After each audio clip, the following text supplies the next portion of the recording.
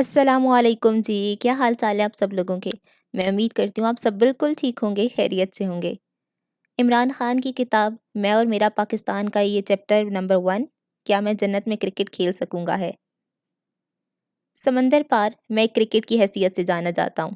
21 برس کھیل کے میدانوں میں رہا، چنانچہ یہی میری شناخت ہے۔ مگر میں پاکستان میں ایک سیاست دان ہوں، ایک سیاسی جماعت کا سربراہ جو اشرافیہ سے برسر جنگ ہے۔ اشرافیہ جو 6 اشروں سے غریب عوام کا خون چوس رہی ہے اور تمام وسائل برباد کیے دیتی ہے جو اللہ نے عطا کیے۔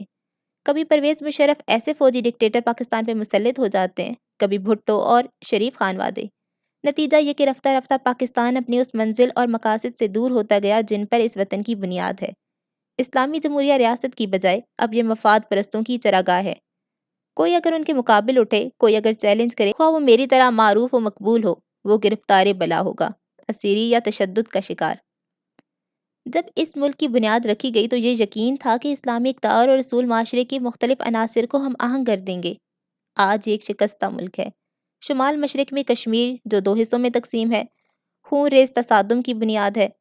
پختونخوا اور قبائلی علاقوں میں فوج اور انتہا پسندوں میں رضا مرائی ایک تعاون بن گئی ہے۔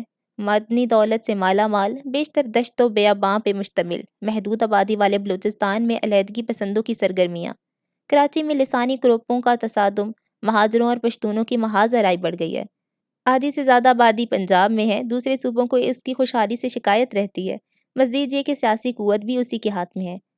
ہمارے مصائب کا آغاز 1947 کے فوراً بعد ہو گیا جب ہم نے اپنے عظیم لیڈر محمد علی جناح کو کھو دیا۔ میں پاکستان بننے کے 5 برس بعد پیدا ہوا۔ مجھے یاد ہے تب ہم اپنے وطن پہ کتنا فخر کرتے تھے، کیسے پر امید اور کتنے پرجوش ہوا کرتے۔ انگریزی استعمار کے ہاتھوں سے آزادی چھین کر مسلمانوں کے لیے ہم نے ایک نیا گھر تخلیق کیا تھا۔ اب مالدار ہندو اکثریت ہمیں لوٹ نہ سکتی تھی۔ استعمار کی مکاری اور توہین سے بھی ہم محفوظ تھے، ہم آزاد تھے۔ یہ گمشدہ اسلامی تمدن کی بازیافت کا وقت تھا جس کی کبھی پورے ہند پر حکمرانی تھی۔ اب ہم اسلامی اصول نافذ کر دینے کے لیے آزاد تھے۔ مساوات، سماجی اور اقتصادی انصاف کا خواب، جمہوریت جیسا کہ قوم کے باپ قائد اعظم نے کہا تھا، ملائیت نہیں جمہوریت۔ ہمارے خواب تھے عالم اسلام کے لیے ہمیں ایک دمکتی ہوئی مثال بننا تھا، اس امر کی مثال کہ اسلامی تعلیمات کی روشنی میں زندگی کس طرح چمکتی اور فروغ پاتی ہے۔ یہ تھے ہمارے خواب۔ بہت دیر میں ہمیں یہ احساس ہوا کہ خوابوں کی تعبیر کتنی مشکل ہوتی ہے، خواہ یہ ہم جیسی نئی قوم ہی کیوں نہ ہو جس کے کندھے تاریخ کے بوجھ سے آزاد ہوں۔ جو وقت گزرتا گیا ہم اپنے سپنوں سے دور ہوتے گئے، ان سپنوں سے جو تخلیق پاکستان کی بنیاد تھے۔ پاکستان کی جڑیں متحدہ ہندوستان پہ برطانوی راج کی آخری دنوں میں پیوست ہیں۔ تب پنجاب اور سرحد کے علاوہ بحیرہ عرب کے نیلے پانیوں کے کنارے آباد سندھ اور بلوچستان کو پاکستان نہ کہا جاتا تھا۔ یہ علاقے صدیوں تک کبھی ایک تو کبھی دوسری سلطنت کا حصہ رہے۔ 19ویں صدی کے آغاز سے اول ایسٹ انڈیا کمپنی اور پھر برطانوی فوج کے ذریعے اس پر حکومت کی گئی۔ 1880 کے بعد سیاسی طور پہ جنگ آزادی کی ابتدا ہوئی جب انڈین نیشنل کانگریس کی بنیاد رکھی گئی۔ آغاز کار مسلمان بھی اس میں شامل تھے۔ انگریز کبھی دستبردار نہ ہوتے اگر دوسری عالمگیر جنگ نے اقتصادی اور سیاسی طور پہ انہیں کمزور نہ کر دیا ہوتا۔ یہ سلطنت جس پہ کبھی سورج غروب نہ ہوتا تھا، شام کے دھندلکے میں ڈوبنے لگی۔ ہلا دینے والی احتجاجی تحریکوں کے بعد کانگریس نے برطانوی حکومت سے مذاکرات کا آغاز کیا۔ اس کا مطالبہ یہ تھا کہ وہ بھارت کو ایک ملک کے طور پہ برقرار رکھیں۔ یہیں سے دو قوموں کی تاریخ مختلف اور متصادم ہو جاتی ہے۔ بھارتی قوم پرستی سے خوف زدہ اس تشدد پہ فکر مند متفکر جس کا سامنا 20ویں صدی کے دوسرے اور تیسرے عشرے میں مسلمانوں کو ہوا، آل انڈیا مسلم لیگ نے ایک چونکا دینے والا فیصلہ کیا۔ 2 لیڈر اس جماعت میں اصل اہمیت کے حامل تھے، قائد اعظم محمد علی جناح اور علامہ اقبال۔ پاکستان بننے سے 9 سال پہلے اقبال وفات پا گئے، مگر اس فلسفی شاعر ہی کو پاکستان کی روحانی اور علمی بنیاد رکھنے کا اعزاز حاصل ہے۔ 1930 میں آل انڈیا مسلم لیگ کے ملک کی اجلاس سے خطاب کرتے ہوئے انہوں نے کہا تھا، میری آرزو یہ ہے کہ پنجاب، سرحد، سندھ اور بلوچستان باہم مدغم ہو کر ایک ریاست بن جائیں، برطانوی سلطنت کے تحت یا اس سے رہائی پا کر۔ بھارت کے شمال مغرب میں ایک نئی مسلم ریاست کی تشکیل مجھے مسلمانوں کی تقدیر لگتی ہے۔ اقبال کو یقین تھا کہ مسلمان اپنی تہذیب، کردار اور روایات پر مبنی ایک معاشرے کی تشکیل اور آزاد وطن کے حقدار ہیں۔ وہ محسوس کرتے تھے مسلم برصغیر کو اب اپنی اجتماعی خودی بروئے کار لانا چاہیے۔ اقبال نے فقط ایک آزاد وطن کا خواب ہی نہ دیکھا تھا بلکہ ان کے ولولہ خیز شاعری نے ہندوستانوں کے مسلمانوں میں بیداری کی برقی لہر بھی دوڑا دی۔ وہ صرف استعمار سے آزادی نہ چاہتے تھے بلکہ ملوکیت اور امریت سے بھی۔ انسانی مساوات، حقوق، وقار، انصاف اور آزادی کے اس علم بردار نے افتادگان خاک کو پکارا کہ وہ اٹھ کھڑے ہوں اور شرف ادمیت کے لیے جدوجہد کریں۔ جوں جوں عمر گزرتی گئی، اقبال میرے رہنما بنتے گئے۔ زیادہ سے زیادہ میں ان سے اکتساب فیض کرنے لگا، گویا ایک الکائی اور الہامی آواز۔ وہ مغربی جمہوریت کی اندھی تقلید کے قائل نہ تھے، فرماتے کہ ہم اسلامی اصولوں کی پاسداری سے فطری انداز میں انصاف، رواداری، امن، مساوات اور یکجہتی کو پا لیتے ہیں۔ اسلامی تعلیمات کے بارے میں اقبال کی تعبیر در حقیقت اس سے کہیں زیادہ بلند اور وسیع تناظر کی حامل ہے، جیسے کہ عام طور پہ پیش کی جاتی ہے۔ اقبال کی نگاہ میں اسلام محض چند عقائد اور عبادتوں کا مجموعہ نہیں، مسلم اور غیر مسلم کا فرق محض عقیدے کا نہیں، بلکہ بنیادی طور پہ زندگی کے بارے میں انداز فکر کا بھی ہے۔ خاندان اور نسل پہ افتخار کو اقبال مسلمانوں کے زوال کا سب سے بڑا سبب قرار دیتے ہیں۔ ان کی رائے میں مساوات، یکجہتی اور آزادی پر مبنی اسلامی اصولوں کی حدود میں درجہ بندی، ذات پات، ملوکیت اور ایک بالا تر حکمران طبقے کی کوئی گنجائش نہیں۔ انسانوں میں فضیلت کا معیار تقویٰ ہے، جیسا کہ اللہ کے رسول صلی اللہ علیہ وآلہ وسلم نے فرمایا، انسانوں میں سے زیادہ باعزت لوگ وہ ہیں جو اللہ سے زیادہ ڈرتے ہیں۔ جب آپ یہ انداز فکر اختیار کر لیتے ہیں تو آپ یہ سمجھتے ہیں کہ اللہ کے سامنے آپ جواب دہ ہیں، چنانچہ آپ محتاط اور مہذب ہوتے چلے جاتے ہیں۔ اقبال نے کہا، آج کے مسلمانوں کا کلچر وہ نہیں جو اسلام کا اصل ہے، اس کے عظیم اخلاقی اصول تو قرآن عظیم الشان سے ماخوذ ہیں۔ ان کا عقیدہ یہ تھا کہ قرآن نے انسانوں کو وہ رہنمائی بخشی ہے کہ اگر وہ اس پر عمل پیرا ہوں تو ان میں سے ہر ایک کی صلاحیت مکمل طور پہ بروئے کار آ جائے اور وہ اپنے اعلیٰ ترین امکانات کو چھو لے۔ اپنی خودی کے فلسفے میں تاریخ کے اس نادر فلسفی اور شاعر نے زندگی گزارنے کا وہ کرینہ اور انداز واضح کیا جو علمی اعتبار سے مضبوط بنیادوں پہ استوار ہے۔ افراد اور معاشرے جن پہ عمل پیرا ہو کر روحانی اور علمی بلندیوں تک جا پہنچیں۔ سر سید احمد خان کی طرح اقبال نے بھی مغربی تعلیم حاصل کرنے پہ اصرار کیا۔ یہ کہا کہ جب تک مسلمان ہندو اکثریت والے بھارت میں اقلیت بن کر جئیں گے، مثالی معاشرہ قائم نہ کر سکیں گے۔ صرف یہ نہیں، ذات پات کے اپنے نظام اور سماجی عدم مساوات کی بنا پر بھارت اس نظام اخلاق کا حریف تھا جس پہ ان کا اعتبار اور یقین تھا۔ یہ بھی کہ اسلام کے اخلاقی اصولوں کے مطابق ایک معاشرے کی تعبیر ممکن نہ ہوگی اگر زمانے کار مسلمانوں کے ہاتھ میں نہ ہو۔ عالم اسلام کی اکثریت غلامی میں مبتلا تھی اور اسلام کی روح کو بروئے کار لانے کے لیے ایک آزاد وطن درکار تھا، کم از کم ہندوستان کی حدود میں ایک ایسی ریاست جہاں وہ اپنے خوابوں کی ردا بن سکیں۔ 1938 میں جب اقبال اس دنیا سے اٹھے تو میرے والدین ان کے جنازے میں شریک تھے۔ اب صرف محمد علی جناح زندہ تھے۔ نئے وطن کی تشکیل اور مسلم برصغیر کو رہنمائی فراہم کرنے کی ذمہ داری تنہا اب ان پہ آن پڑی تھی۔ راس کماری سے پشاور تک مسلم برصغیر میں اس دن کوہرام برپا تھا۔ بہت ہی منفرد اور بہت ہی پرجوش شاعر مولانا ظفر علی خان نے لکھا، گھر گھر یہی چرچے ہیں کہ اقبال کا مرنا، اسلام کے سر پہ ہے قیامت کا گزرنا۔ ممتاز مفکر سید سلیمان ندوی نے اپنی تعزیتی مضمون میں رقم کیا کہ رہنمائی اب اس کے کلام سے طلب کی جائے گی، فلسفے اب اس سے نکالے جائیں گے۔ اقبال خواب دیکھنے والے تھے، ایک مثالیت پرست تھے۔ انہوں نے بتایا اور سکھایا کہ قرآن کریم کے مربوط فلسفے کی روشنی میں زندگی کیسے بسر کی جا سکتی ہے۔ جناب بھی مثالیت پرست ہونے کے ساتھ ساتھ ایک عملی آدمی تھے، مجلسی آداب کے سخت پابند، بظاہر بے نیازی، تمکنت اور غرور کے دھوکے میں مبتلا کر دینے والی نازک طبی مگر باطن میں ایک پرشوق انسان دوست۔ کانگریس کے صدر بن جانے والی پہلی خاتون سروجنی نائیڈو نے ان کے بارے میں لکھا، وہ کسی حد تک روایت پرست ہیں اور ناقدانہ دقت پسندی سے کام لیتے ہیں، کچھ تنہائی پسند اور اپنے رکھ رکھاؤ میں تحکمانہ وقار رکھنے والے۔ ظاہری تمکنت نے ان کے تصنع سے پاک اور انسانیت کی بھلائی کے لیے شدت کے ساتھ امٹتے ہوئے احساسات پہ پردہ ڈال رکھا ہے۔ ان کی قوت وجدان سریع الحرکت اور لطیف ہے۔ اپنی حصے مزاح اور زندہ دلی سے لمحوں میں فتح کر لینے والی ان کی روشن قوت فکر اور برے بھلے کی درست ادراک پر مبنی دانائی اپنے اندر ایسی پرشکوہ مثالیت پسندی سموئے ہے جو خود نمائی سے مبرا ہے۔ جناح اول کانگریس کے ممبر تھے، انہیں ہندو مسلم اتحاد کا سفیر کہا جاتا۔ وہ متحدہ بھارت کے قائل تھے۔ ترکی میں خلافت کا خاتمہ ہونے کے بعد انہوں نے گاندھی سے اختلاف کیا اور اپنا راستہ الگ کر لیا۔ گاندھی پہلی عالمگیر جنگ کے بعد اٹھنے والی تحریک خلافت کے حامی تھے، جناح نے اس کی مخالفت کی۔ وہ جواہر لال نہرو کو بھی پسند نہ کرتے تھے۔ ان کے بارے میں محمد علی کا یہ خیال تھا، وائسرائے ماؤنٹ بیٹن کے ساتھ قریبی مراسم کو وہ مسلمانوں کے خلاف استعمال کرتے ہیں۔ اس طرح ماؤنٹ بیٹن محمد علی جناح کی کتاب نہ لا سکتے، خاص کر جب وہ دستوری اور آئینی نزاکتوں کا حوالہ دیتے، مطالبہ کرتے کہ مسلمانوں کے حقوق کا تحفظ صرف جداگانہ انتخاب سے ممکن ہے۔ ماؤنٹ بیٹن کی اہلیہ اینوینا نہرو کی بہت قریب تھیں۔ بعض لوگوں کی رائے میں نہرو سے ان کا معاشقہ رہا اور یہ تعلق ہندوؤں کے حق میں استعمال ہوا۔ محمد علی جناح، جواہر لال نہرو، موہن داس کرم چند گاندھی اور کانگریس کے مسلمان لیڈر مولانا ابوالکلام آزادی تحریک آزادی کے سرخیل تھے۔ ابوالکلام بعد میں ہندوستان کے وزیر تعلیم بنے۔ آزادی کے بعد میں ان سب لوگوں کے تصورات مختلف تھے، مگر بعض پہلوؤں پہ اتفاق رائے تھا۔ انتہا یہ ہے کہ بعض امور پہ گاندھی اور قائد اعظم کے خیالات بھی ایک جیسے تھے۔ دونوں یہ سمجھتے تھے کہ ان کے ملکوں کو سیکولر نہ ہونا چاہیے۔ مذہب ان میں بہت اہم کردار رکھتا ہے۔ گاندھی نے کہا تھا، جو لوگ یہ کہتے ہیں کہ سیاست کا مذہب سے کوئی تعلق نہیں، وہ مذہب کو سمجھتے ہی نہیں۔ گاندھی کی رائے میں مذہب کے بغیر سیاست اخلاقی بنیادوں سے محروم ہو جاتی ہے۔ 1948 میں اسٹیٹ بینک آف پاکستان کی افتتاحی تقریب سے خطاب کرتے ہوئے قائد اعظم نے کہا، معاشی مساوات اور سماجی عدل کی اسلامی تصورات پر مبنی ایک نیا معاشی نظام ہمیں پیش کرنا چاہیے۔ صرف اسی طرح بطور مسلمان ہمارے لیے اپنا مشن پورا کرنا ممکن ہوگا۔ قائد اعظم اور گاندھی دونوں یہ سمجھتے تھے کہ مذہب ایثار اور خیر خواہی کی جو روحانی تعلیم دیتا ہے، مادیت کا سدباب اسی سے ممکن ہے۔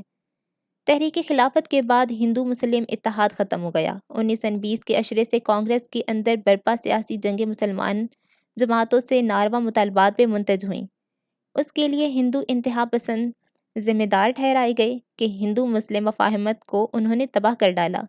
پروفیسر فرانسس رابنسن کے بقول پھر قائد اعظم اس بات کے قائل ہو گئے کہ مسلمان اب متحدہ بھارت میں محفوظ نہ رہیں گے۔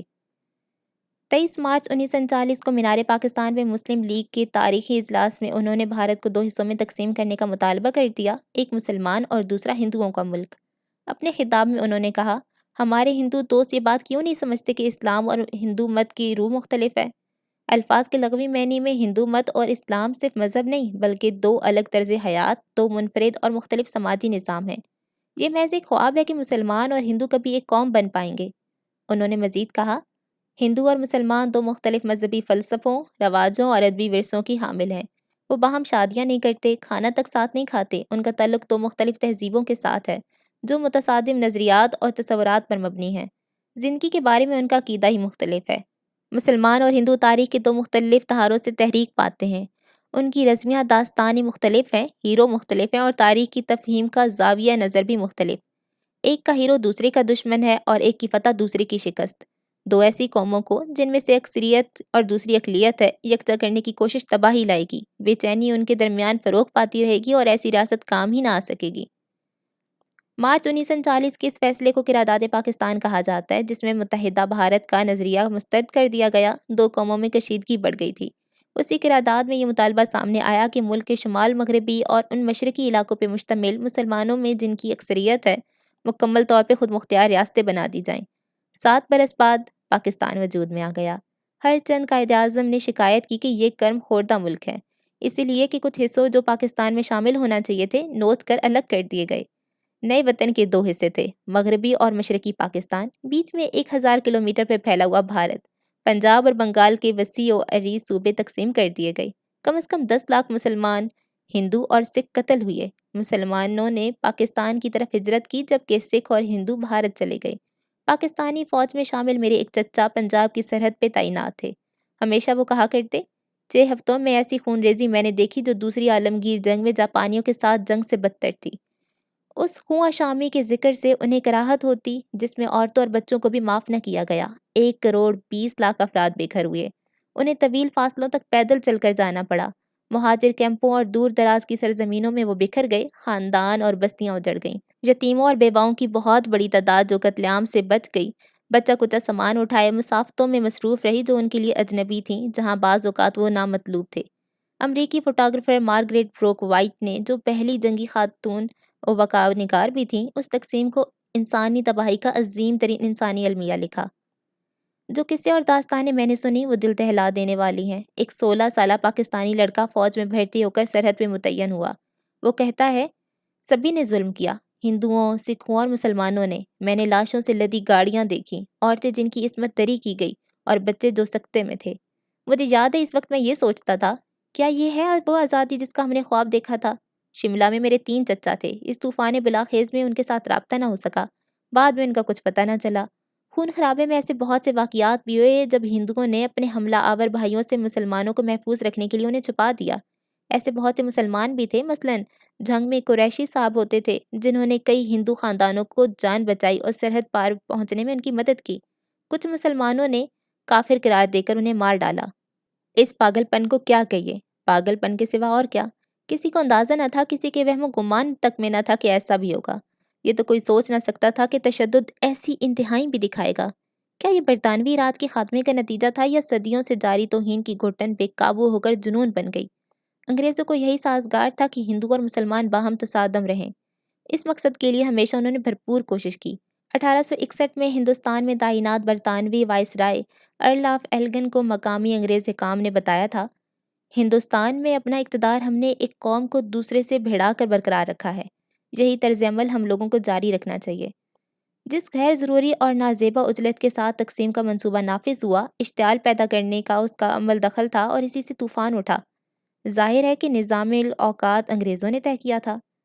قائد اعظم نے تخلیق پاکستان کا یہ کارنامہ کس طرح انجام دیا؟ حالانکہ غیر معمولی غلبے کے حامل آل انڈیا کانگریس جہاں تک ممکن تھا ڈٹ کر مخالفت کرتی رہی، ناممکن کو انہوں نے ممکن کیسے کر دیا؟ اگرچہ آغاز میں دشواریاں بے حد تھیں، مگر وہ انقلابی جذبہ جس سے پاکستان نے جنم لیا ہمیں آگے بڑھاتا رہا۔ پاکستان میں جمہوریت پروان نہ چڑھ سکی کہ قائد اعظم 1948 میں انتقال کر گئے۔ ملک اپنے محور سے محروم ہو گیا۔ یہ وہ زمانہ تھا جب دنیا دو عالمی طاقتوں امریکہ اور سوویت یونین کے حلقہ ہائی اثر میں بٹی ہوئی تھی۔ پاکستان امریکہ کے ساتھ جا کھڑا ہوا، مگر اس سے مشکلات پیدا ہوئیں۔ ہمارے پہلے وزیر اعظم 1951 میں شہید کر دیے گئے، اسی لیاقت باغ میں جہاں 56 برس بعد بے نظیر بھٹو کو قتل کیا گیا۔ لیاقت علی خان کو ایک افغان نے قتل کیا جو کشمیر میں جنگ بندی کے خلاف تھا۔ قاتل کا خیال تھا کہ پاکستان کو جنگ جاری رکھنی چاہیے۔ بہت سے لوگوں کی رائے میں اس اقدام کے پیچھے سازشیں کار فرما تھیں۔ مثلا یہ امریکی مطالبہ کہ پاکستان امریکہ کو سوویت یونین کی فضائی حدود تک رسائی دے۔ اس دن سے لے کر آج تک پاکستان اور امریکہ کے تعلقات کبھی موضوع حدود پہ استوار نہ ہوئے۔ 9/11 اور نومبر 2011 میں پاکستان کی ایک سرحدی چوکی پہ حملے کے بعد ان مراسم نے اور بھی تباہ کن شکل اختیار کر لی، لیکن اس موضوع پر میں بعد میں بات کروں گا۔ بھارت کے اولین ماہو سال استحکام کے تھے۔ 1947 سے 1964 تک نہرو 17 برس تک وزیر اعظم رہے۔ ہمارے ہاں کبھی سیاستدانوں کی حکومت رہی تو کبھی فوج کی، چنانچہ سیاسی ادارے بلوغت نہ پا سکے۔ دوسرے سنگین مسائل اس کے سوا تھے۔ عوام اور اشرافیہ میں گہری خلیج حائل تھی۔ پاکستان کا نظریہ ظاہر ہے کہ غیر منقسم بھارت میں پیدا ہوا اور نظریاتی طور پہ اس نے اتر پردیش میں پرورش پائی۔ وہ پاکستان کا حصہ نہ بن سکتا تھا، حالانکہ تحریک پاکستان کا مرکز وہی تھا۔ بعد میں لسانی اور علاقائی تحریکیں اٹھیں۔ مشرقی پاکستان سے بنگالیوں، ایران سے جا ملنے والے صحرا سے ادھر آباد بلوچوں اور افغانستان کے پڑوسی پشتونوں کو مرکز سے جائز شکایات رہیں، شاید اس لیے بھی کہ فوج میں پنجابیوں کی اکثریت تھی۔ مذکورہ لسانی گروہ یہ محسوس کرنے لگے کہ ان کی اقتصادی اور جمہوری حقوق مجروح ہوئے ہیں۔ مختلف مواقع پہ بعض نے ہتھیار بھی اٹھائے۔ مسئلہ یہ تھا کہ ایک ملک کی حیثیت سے ہماری زندگیوں کی ابتدا جنگ سے ہوئی۔ 1947 میں ہی کشمیر کے تنازع پہ بھارت سے لڑائی کا آغاز ہو گیا۔ نتیجہ یہ نکلا فوج کو اس کے تناسب اور حق سے زیادہ اختیار مل گیا، چنانچہ پنجاب کو بھی۔ مگر ایک پہلو اور بھی ہے۔ ابتدائی برسوں کی امید اور جوش و خروش سے کام لے کر ہم ان مشکلات پہ قابو پا سکتے تھے۔ اسلام کی مساوات، جمہوریت جیسے اخلاقی اصولوں کی بنیاد پر جو پاکستان کی وجہ تخلیق تھا، ہم ایک جمہوری فلاحی ریاست تشکیل دے سکتے تھے۔ کم از کم پاکستان کی حد تک انگریز کی تربیت یافتہ افسر شاہی کو جمہوریت گوارا نہ تھی۔ اپنی قوم کو وہ اس کا مستحق نہ سمجھتے تھے۔ ایسے ماحول میں وہ پروان چڑھے تھے کہ عام آدمی کو تحقیر کی نگاہ سے دیکھتے تھے۔ اپنے پرانے آقاؤں کی وہ تقلید کرتے۔ وراثت میں یہ رجحان انہوں نے پایا تھا کہ عام آدمی پہ بھروسہ نہ کیا جائے۔ علامہ اقبال کے ویژن اور قائد اعظم کے تدبر سے محروم ہو کر ہم غلامی سے ملتے جلتے ماحول میں واپس چلے گئے۔ قائد اعظم تو کیا، یہاں کوئی نہرو بھی نہ تھا کہ استحکام کے دو اشرے مل پاتے۔ پہلا موقع پاتے ہی سول ملٹری افسر شاہی نے جمہوریت کو ٹھوکر مار دی۔ 1956 تک دستور نہ بن سکا، اس لیے مغربی پاکستان کے طاقتور اشرافیہ اقتدار میں بنگالیوں کے برابر کا حصہ دینے کے لیے تیار نہ تھے۔ بنگال کی آبادی مغربی پاکستان سے زیادہ تھی، لہٰذا 1 یونٹ کا تصور تراشا گیا۔ پورے مغربی پاکستان کو ایک صوبہ بنا دیا گیا۔ مشرقی پاکستان میں اسی سے مایوسی بڑھی اور آخرکار ملک ٹوٹنے کا المیہ رونما ہوا۔ 1958 میں فیلڈ مارشل محمد ایوب خان نے 1956 کا دستور منسوخ کر کے اقتدار پہ قبضہ کیا اور صدارتی نظام نافذ کر دیا۔ 10 سال وہ اقتدار میں رہے۔ بالآخر ایک بھرپور عوامی تحریک نے انہیں چلتا کیا، جس کے آخر گلیوں اور بازاروں میں ایوب کتا ہائے ہائے کے نعرے گونجتے تھے۔ افسوس کہ اس کی جگہ یحییٰ خان نام کے ایک اور جنرل نے لے لی۔ ایوب خانی عہد میں اقتصادی طور پہ پاکستان نے ترقی کے مراحل طے کیے اور بدلتا گیا۔ آئلی زندگی سے متعلق بعض قوانین میں انہوں نے ترمیم کی اور معاشرے کو جدید خطوط پہ استوار کرنے کی کچھ نہ کچھ کوشش کی، مگر زراعت اور صنعت میں ان کے عہد کی ترقی سے تھوڑے ہی لوگوں کو فائدہ پہنچا، اکثریت محروم رہی۔ مزید برآں جمہوریت میں وہ یقین نہ رکھتے تھے، چنانچہ سیاسی اعتبار سے ملک جمود کا شکار ہو گیا۔ مشرقی پاکستان میں بے چینی بڑھتی گئی، اس لیے کہ سیاسی اور معاشی اعتبار سے بنگالی محروم رکھے گئے۔ حکمران اشرافیہ میں ان کی نمائندگی کم تھی۔ 1971 کا المیہ طویل فوجی اقتدار کا ثمر تھا۔ اس کے علاوہ مغربی پاکستان کے حکمران طبقات کی طرف سے بنگالیوں کو کمتر سمجھا گیا۔ دلچسپ بات یہ ہے کہ معاشی اعتبار سے یہ پاکستان کی تاریخ کا سنہری دور تھا۔ اس دور میں ہماری شرح ترقی سب سے زیادہ رہی، اگرچہ اکثریت خوشحالی سے محروم ہی رہی۔ نظم و نسق کا حال بہتر تھا۔ انگریز اپنے پیچھے باصلاحیت افسر شاہی چھوڑ گئے تھے۔ میں نے اپنے بچپن میں دیکھا اور والدین سے بعد ازاں سنتا رہا کہ تخلیق پاکستان میں جو جذبہ بروئے کار آیا تھا، کسی نہ کسی حد تک ان برسوں میں برقرار رہا۔ فوجی اقتدار کی ابتدائی برسوں میں بھی شاید ہمارے اس احساس کا سبب یہ بھی ہو کہ ہم پنجاب کی قلب میں تھے۔ ملک کے دوسرے اور دور دراز علاقوں کے اندر دلوں اور دماغوں میں جو لہریں اٹھ رہی تھیں، شاید ہم ان سے بے خبر تھے۔ جب میں پیدا ہوا، پاکستان 5 سال کا ہو چکا تھا۔ لاہور میں اپنے خوشحال خاندان کے ساتھ آسودہ زندگی جیتے ہوئے ملک کا مستقبل مجھے روشن لگتا۔ یہ خوابناک بچپن تھا، کھیل کود کی آزادی اور وہ تحفظ جو ایک پھیلے ہوئے تگڑے خاندان میں ہوتا ہے۔ زماں پاک کے ارد گرد جہاں میں پلا بڑا، ہرے بھرے کھیت تھے اور آب رواں، ہریالی، تازہ ہوا اور کھلے میدان۔ چند ایک ہی مکان تھے اور سب ایک خاندان کی طرح، لہٰذا یہ ایک فارم ہاؤس میں رہنے کے مترادف تھا۔ زماں پاک میں سب سے پہلا مکان میرے نانا کے بھائی نے بنایا تھا، جن کا نام احمد زمان تھا۔ 1947 میں ہجرت کے بعد میرے نانا کا خاندان بھی یہیں آن بسا۔ میں گرما کی تپتی دوپہروں اور شاموں میں چھرے والی بندوق لے کر کبوتروں کے شکار پہ جایا جاتا، نہر میں نہایا کرتا، شام کو اپنے بھائیوں کے ساتھ کرکٹ کھیلتا۔ میں تاریکی پھیلنے تک گھر سے باہر گھومتا رہتا، تاہم میری والدہ کو کبھی پریشانی لاحق نہ ہوئی۔ انہیں معلوم تھا کہ رشتے کے بھائی میرے ساتھ ہیں۔ دودھ کے لیے ہر گھر میں ایک بھینس یا گائے پالی جاتی۔ آج زماں پاک لاہور کے وسط میں واقع ہے۔ شہر چاروں طرف پھیل گیا ہے۔ ہرے بھرے شاداب کھیتوں میں سے جہاں گیہوں اور دھان کی بالیوں پہ ہوائیں کبھی سہانے گیت گایا کرتی تھی، صرف ایک چھوٹا سا پارک بچ رہا ہے۔ تب آسمان پہ چمکتے ستارے بہت ہی قریب نظر آتے تھے۔ اب صحن میں کھڑے ہو کر بات کریں تو آواز بلند کرنی پڑتی ہے۔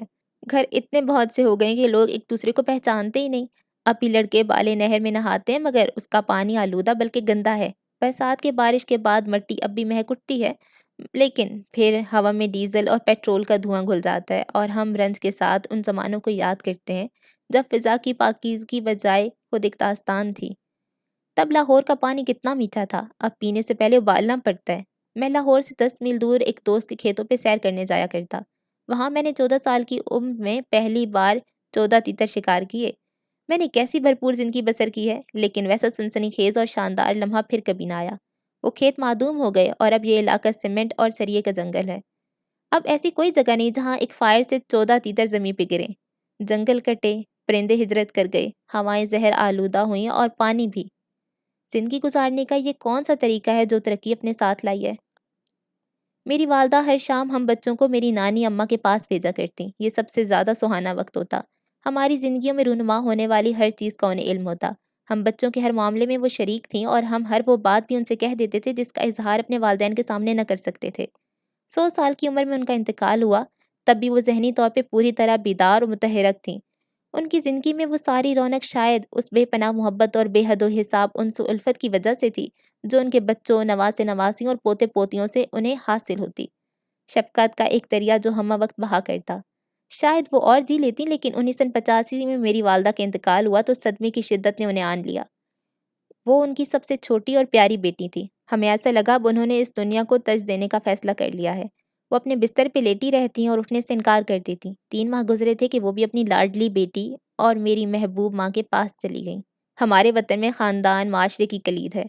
اسلام خاندانی نظام کو بے حد اہمیت دیتا ہے۔ ماں کے کردار کو ایک تقدیس بخش کر اللہ نے خاندان کو بڑی قوت عطا کر دی ہے۔ رسول اللہ صلی اللہ علیہ وآلہ وسلم کے الفاظ یہ ہیں، جنت ماں کے قدموں تلے ہے۔ یہ بھی ارشاد کیا تھا کہ اولاد کے حق میں باپ کی دعا سب سے زیادہ قبول کی جاتی ہے۔ یہ بھی کہ جو بڑوں کا احترام اور چھوٹوں کا لحاظ نہ کرے وہ ہم میں سے نہیں۔ میری زندگی پر سب سے زیادہ اثر میری ماں کا ہے۔ ہم 5 بہن بھائی تھے اور میں ان کا اکلوتا فرزند۔ وہ ایک مکمل ماں تھی، ہر چیز اپنے خاندان پہ قربان کر دینے والی۔ مجھے خوب یاد ہے کہ میں اپنے زخم ان سے چھپا لیا کرتا تاکہ انہیں صدمہ نہ پہنچے۔ میں 8 برس کا تھا، میں اور میرے رشتے کے بھائی ایک شہتوت کے باغ میں تھے۔ باغبان اچانک آ پہنچا۔ درخت سے چھلانگ لگانے کی کوشش میں ایک سے دوسری شاخ پہ جا گرا۔ تیز دھار ٹہنی سے میری ران کافی گہرائی تک کٹ گئی۔ خون کی بڑی شریان بمشکل کٹنے سے محفوظ رہی تھی۔ گھر پہنچا تو یہ گھاؤ میں نے ماں سے چھپا لیا تھا۔ میں چاہتا تھا انہیں دکھ نہ پہنچے۔ ایسی الفت تھی ہم ماں بیٹے کے درمیان۔ میں کوئی ایسا کام نہ کرنا چاہتا جس سے وہ ناراض ہوں۔ محبت اس طرح زندگی کو نظم میں ڈھالتی ہے۔ وہ اس طاق میں رہتی کہ کسی نہ کسی طرح میں سکول کا کام دن کے وقت ہی نپٹا لوں، مگر مجھے کھیل کا ایسا چسکا تھا کہ پڑھائی میں ذرا جی نہ لگتا۔ اگر پڑھ پایا تو ان کی مہربانی اور نگرانی سے۔ ایک بات اور بھی ہے کہ پڑھائی کے سوا کوئی چیز ایسی نہ تھی جس پر میری ماں مجھے مجبور کرتی ہیں۔ اگر میں کسی چیز سے گریز کرتا تو وہ کبھی سختی سے کام نہ لیتی۔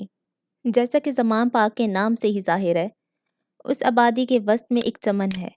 ہم سب لوگ وہاں کرکٹ اور ہاکی کھیلا کرتے۔ چھوٹے بچوں سے لے کر 20-25 سال کی عمر کے سب رشتہ دار اور دوست ایک ساتھ۔ ایسا جارحانہ جوش و جذبے کے ساتھ ایک بار تو ایک مہمان ٹیم نے میچ سے ہی انکار کر دیا۔ کرکٹ اور تیتر کے شکار سے میری محبت رشتے کے بھائیوں اور چچاؤں کی وجہ سے پروان چڑھی۔ میری ماں کے خاندان والے کرکٹ کے جنونی تھے۔ 9 سال کی عمر میں نے ٹیسٹ کرکٹ بننے کا ارادہ کر لیا۔ یہ اس دن ہوا جب میں نے اپنی خالہ زاد جاوید ورکی کو اس میدان میں انگلینڈ کے خلاف سنچری بناتے دیکھا جو اب قذافی اسٹیڈیم کہلاتا ہے۔ اپنی خالاؤں اور ماموؤں کے گھروں کو میں اپنا ہی گھر سمجھتا۔ سب خاندانوں کا مرکز میرے نانا کا مکان تھا۔ رات کے کھانے پہ گاہے سب کے سب اکٹھے ہوتے، چھوٹے چھوٹے بچوں سے لے کر بزرگوں تک۔ آداب بھی طے شدہ تھے۔ بزرگی کا احترام بہرکیف ملحوظ خاطر رکھا جاتا۔ کوئی بڑا بات کر رہا ہوتا تو کم سن اسے پوری توجہ سے سنا کرتے۔ اس کا صلہ یہ کہ عمر میں کوئی جتنا بڑا تھا، بچوں کی اتنی ہی زیادہ ذمہ داریاں قبول کر پاتا، پوری طرح ان کا خیال رکھتا۔ اس طرح فقط والدین ہی نہیں بلکہ درجہ بدرجہ خاندان کے سب بالغ افراد ڈسپلن قائم کرنے میں شریک تھے۔ نہ تراشیدگی، تکبر کا اظہار، خاص طور پہ جب کوئی ذمہ دار اس کا مرتکب ہو، ناپسندیدگی کا باعث بنتا۔ بدقسمتی سے مغرب زدہ گھرانوں میں بزرگی کا احترام مٹتا جا رہا ہے۔ ان میں سے جو لوگ مغرب کی تقلید میں بالکل ہی اندھے ہیں، وہ بڑوں کی توہین یا انہیں نظر انداز کرنے کو ترقی اور جدت کی علامت سمجھتے ہیں۔ مجھے یاد ہے جب لندن میں ایک استاد نے مجھ سے فرمائش کی کہ گفتگو کے ہنگام میں ان کا نام لیا کروں تو میں نے کتنا عجیب محسوس کیا۔ اس وقت اور بھی برا لگتا جب دوستوں کے والدین یہ بات کہتے کہ میں انہیں ان کے نام سے پکاروں۔ ہماری اخلاقی اقدار بھی اپنے خاندانوں کے بزرگوں کی تقلید میں پروان چڑھی۔ بچے اس بات کا خیال رکھتے کہ کون سا رویہ انہیں پسند ہے اور کون سا طرز عمل ناپسند۔ سزا کا خوف نہیں بلکہ ناپسندیدگی کا اندیشہ ہمیں روکتا۔ اخلاق کا معیار اس لیے بلند تھا کہ اگر کوئی ایسا کرے گا تو شاید اسے ادنا اور حقیر سمجھا جائے۔ سب سے بڑا اندیشہ خاندان کی بدنامی کا۔ شادی سے لے کر مجلسی زندگی میں قبولیت تک ہر چیز کا انحصار اسی پر تھا۔ کسی بھی جاننے والے کی طرف سے کسی نوجوان کی حرکت پہ کسی سنجیدہ اعتراض کا مطلب یہ تھا کہ پورے کا پورا خاندان ملزم کو مسترد کر سکتا ہے۔ کامیاب کھلاڑی بننے کے بعد بھی اخبار نویسیوں سے بات کرتے ہوئے میں بہت ہی محتاط انداز اختیار کیے رکھتا۔ یہ فکر امن گیر رہتی کہ خاندان والے کیا سوچیں گے۔ اکثر مسلمان بچوں کی طرح مذہب میری زندگی کا کبھی نہ جدا ہونے والا حصہ تھا۔ رات کو میری والدہ ہر روز کوئی کہانی سنایا کرتی، ہر کہانی میں ایک اخلاقی سبق۔ حضرت موسیٰ اور فرعون، سیدنا یوسف اور برادرانی یوسف کی فریب کاری، اور ظاہر ہے رحمت العالمین صلی اللہ علیہ وآلہ وسلم کے بارے میں۔ ہمارا عقیدہ ہے کہ حضرت موسیٰ اور حضرت عیسیٰ بھی اللہ کے نبی تھے، مگر یہ سرور عالم صلی اللہ علیہ وآلہ وسلم تھے، دین ابراہیمی کی جنہوں نے تکمیل کر دی۔ وہ خاتم النبیین تھے، اللہ کے آخری پیغمبر صلی اللہ علیہ وآلہ وسلم۔ تورات اور انجیل بھی اللہ کی نازل کردہ کتب ہیں، لیکن پھر وہ لوگ راہ راست سے بھٹکے اور الہام میں تحریف کی۔ ہم ان پہ اترنے والی الہامی کتابوں کے سبب ہی انہیں اہل کتاب کہتے ہیں۔ ہر شب والدہ ہمیں دعا مانگنے کی یاد دہانی کراتی۔ وہ ایک واقعہ کثرت کے ساتھ اور بہت ذوق و شوق سے سنایا کرتی۔ مکہ میں ایک بوڑھا آدمی آپ صلی اللہ علیہ وآلہ وسلم کی خدمت میں حاضر ہوا، کہا، اب میں قبیلے کا آخری آدمی رہ گیا جس نے اسلام قبول نہیں کیا۔ ایمان لانا چاہتا ہوں مگر اس بڑھاپے میں کیوں کر اپنی عادات بدل پاؤں گا؟ کوئی ایک بات بتا دیجیے کہ جس پہ عمل سے نجات ہو جائے۔ فرمایا، سچ بولا کرو، ہمیشہ سچ۔ تمہارے مسلمان رہنے کی اتنی سی بات کافی ہوگی۔ ایک بچے کی حیثیت سے عبادات کے ساتھ کوئی شغف میرے اندر نہ تھا، مگر یہ نصیحت مجھے بہت ہی اچھی لگی، دل کو بھا گئی۔ ماں سے تو میں یوں بھی جھوٹ نہ بولا کرتا، اگر کبھی کوشش کی تو فوراً ہی انہیں پتہ چل جاتا۔ میرے چہرے کو غور سے دیکھتی اور میں سچ اگل دیتا۔ یہ بھی بتایا کرتی کہ ان کے والد احمد حسن خان کس طرح خود کو سنت کے مطابق ڈھالنے کی صحیح کرتے۔ وہ جب بھی کوئی کام کرتے تو بتاتے کہ اللہ کے آخری رسول صلی اللہ علیہ وآلہ وسلم کو یہ محبوب تھا، وہ ایسا ہی کرتے، حتیٰ کہ کھجور اور شہد سے اعلیٰ مرتبت کی مرغبت کو ملحوظ رکھنا۔ یاد دلانا کہ آپ کو یہ چیزیں خوش آتیں۔ میں بہت چھوٹا سا لڑکا تھا جب جنت اور جہنم کا تصور ہمارے ذہنوں میں راسخ کر دیا گیا۔ بس یہ کہ جنت کا تصور میرے ادراک میں پوری طرح کبھی نہ آتا۔ میری اماں بیچاری کیسے کیسے سوالوں سے میں انہیں پریشان کیا کرتا۔ کیا میں جنت میں کرکٹ کھیل سکوں گا؟ وہاں مجھے شکار کھیلنے کی اجازت ہوگی نا؟ جب میں 7 سال کا ہوا تو مجھے اور میری بہنوں کو قرآن پاک پڑھانے کے لیے ایک عالم دین ہمارے ہاں آنے لگے۔ اسکول میں مذہبی تعلیم کا ایک پیریڈ تھا اور دن کا آغاز تلاوت سے ہوا کرتا۔ جمعے کے دن آغا جان کے ساتھ میں مسجد جایا کرتا۔ عید الفطر اور عید الاضحیٰ پہ خاندان کے سب لوگ 16ویں صدی کی عظیم صوفی اسکالر حضرت میاں میر کے مزار پہ جاتے۔ سکھ مذہب کے ماننے والے بھی ان کی بہت تکریم کرتے اور حاضری دینے آیا کرتے۔ ہمارا خاندانی قبرستان اس مزار سے ملحق ہے۔ چنانچہ عید کی نماز کے بعد ہم ان کی قبروں پہ فاتح پڑھتے، وہ جو کبھی اس دنیا میں بروئے کار تھے اور اب ان کے لیے ہمیں اللہ سے مغفرت کی دعائیں مانگنا تھی۔ اولیاء کے ایسے کتنے ہی مزار برصغیر کے وسطوں میں پھیلے ہیں، 9ویں صدی سے اس خطۂ ارض میں جنہوں نے اسلام کو فروغ دیا۔ ان کا پیغام الفت و انس صدیوں تک مصیبت کے ماروں اور رحمت کا ابر بن کے برسا، ان کے زخموں کا مرہم۔ دوسرے مذاہب کے لیے صوفیوں کی وہ رواداری اور خیر خواہی، مساوات اور مقامی ثقافت کا وہ لحاظ، اللہ کا دین ان کے ذریعے پھیلتا چلا گیا۔ قافلوں کے قافلے وہاں جاتے، اللہ سے دعائیں مانگتے اور نذرانے پیش کرتے۔ بھوکوں کے لیے کھانا، اللہ کے حضور مناجات۔ طالبان کا طرز عمل دوسرا ہے، ان میں سخت گیری ہے۔ میرے والدین آغا جان اور میری والدہ مذہب کے باب میں نرم خو تھے، کشادہ مزاج۔ ہم سے وہ کہا کرتے، اللہ بڑا ہی رحمان اور بے حد رحیم ہے، نماز پڑھنے اور روزہ رکھنے کے لیے ہم پہ سختی کبھی نہ کی جاتی۔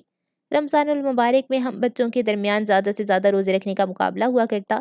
9 برس کی عمر میں نے پہلا روزہ رکھا۔ اس شام میری ماں اور آغا جان دونوں نے مجھے کچھ تحائف دیے۔ اگر کوئی اسلام کے خلاف ذرا سی بات بھی کرتا تو وہ دونوں بہت جوش و جذبے کے ساتھ اللہ کے دین کا دفاع کرتے۔ میری والدہ کی برقی خاندان کا تعلق کانی گرام سے تھا، جو وزیرستان کا سب سے بڑا قصبہ ہے۔ وہ افغان سرحد کے قریب ایک زرخیز وادی میں واقع ہے۔ بہت فخر کے ساتھ وہ کہا کرتی کہ ہمارے اجداد نے، ہمارے پشتون قبائل نے انگریزوں کی غلامی کبھی قبول نہ کی، دائم ان کا مقابلہ کرتے رہے۔ بالآخر یہ خاندان 12 قلعوں پہ مشتمل اس گاؤں میں نظر آتا ہے جس کو بستی پٹھانہ کہا جاتا۔ شہر جالندھر کے قریب، امرتسر کے جنوب مغرب میں لاہور سے 40 میل کے فاصلے پر پاکستان بنا تو پورے کے پورے خاندان نے ہجرت کی اور لاہور چلے آئے۔ ان میں سے کوئی شہید نہ کیا گیا۔ جب وہ اپنے گاؤں سے نکلے تو سکھوں کا گمان یہ تھا کہ وہ پوری طرح مسلح ہیں، لہٰذا وہ اٹل گئے۔ ان کا اندازہ غلط تھا۔ میرے والد کا نیازی قبیلہ 15ویں صدی میں افغان فاتحین کے ساتھ اس سرزمین میں وارد ہوا۔ نیازیوں کی اکثریت ابھی میاں والی میں آباد ہے۔ دریائے سندھ جس کے حاشیے پہ جھاگ اڑاتا ہوا گزرتا ہے، میری والدہ کی برقی خاندان میں اب قریبی رشتہ دار ہی ایک دوسرے کو جانتے ہیں۔ نیازیوں کی بات دوسری ہے۔ دور دراز کے رشتہ دار بھی ذہنی طور پہ ایک دوسرے کے قریب ہی ہوتے ہیں، سب ایک دوسرے کو خوب جانتے ہیں اور ربط باہم برقرار رکھتے ہیں۔ میں کتنی ہی اجنبی نیازیوں سے ملتا ہوں، انگلیوں پہ حساب لگا کر وہ مجھے بتا دیتے ہیں کہ تمہارے دادا کے پردادا سے ہمارے خاندان کا تعلق کس طرح بنتا ہے۔ دیہاتوں میں خاندانی رشتے شہروں سے زیادہ مضبوط ہیں۔ میاں والی میں خاندان اس طرح نہیں ہوتے جیسے کراچی اور لاہور ایسے شہروں میں ہوتے ہیں، بلکہ 100-150 افراد پہ مشتمل ایک کنبہ، ایک دادا یا پردادا کی ساری اولاد ایک ہی گھرانہ تسلیم کی جاتی ہے۔ سب کچھ سانجھا، سب کچھ مشترک، آمدن، ذمہ داریاں، دوستیاں اور دشمنیاں، مشکلات اور کامیابیاں۔ وہ جب گاؤں سے نوکری کی تلاش میں نکلتے ہیں تو شہر میں اپنے رشتہ داروں کے پاس ہی آتے ہیں، رشتہ دار نہ ہو تو قبیلہ یا اپنا دیہا کا آدمی۔ حالیہ برسوں میں سیلابوں اور جنگوں کے باعث لاکھوں افراد کو سرحدی علاقوں سے ہجرت کرنا پڑی۔ ان میں سے کوئی کم ہی بھوکا سویا ہوگا، کم ہی کسی کے آگے ہاتھ پھیلانے کی نوبت آئی ہوگی۔ رشتہ داروں اور قبیلے کے لوگوں نے ان کی مدد کی، غریبوں اور مفلسوں تک نے، جن کے اپنے دامن خالی تھے، انہیں کھلایا، پلایا اور پہنایا۔ دنیا کا کوئی دوسرا ملک ہوتا تو گلیاں اور بازار بھکاریوں سے بھر جاتے۔ تصویر کا دوسرا رخ یہ ہے کہ معاشرے کی یہ فراخ دلی حکمرانوں کو ان کی ذمہ داریوں سے آزاد کر دیتی ہے۔ بے رحم اشرافیہ بے گھر، بے درد لوگوں کے حوالے سے واجب الادا فرض تو کیا خاک پورا کرتی۔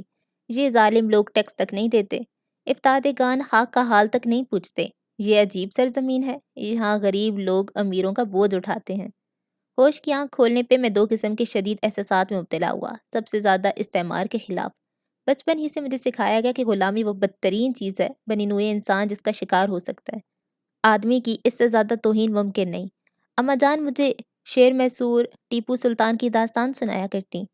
1799 میں جس پر 3 افواج نے حملہ کیا، انگریز نظام حیدرآباد اور مرہٹوں نے۔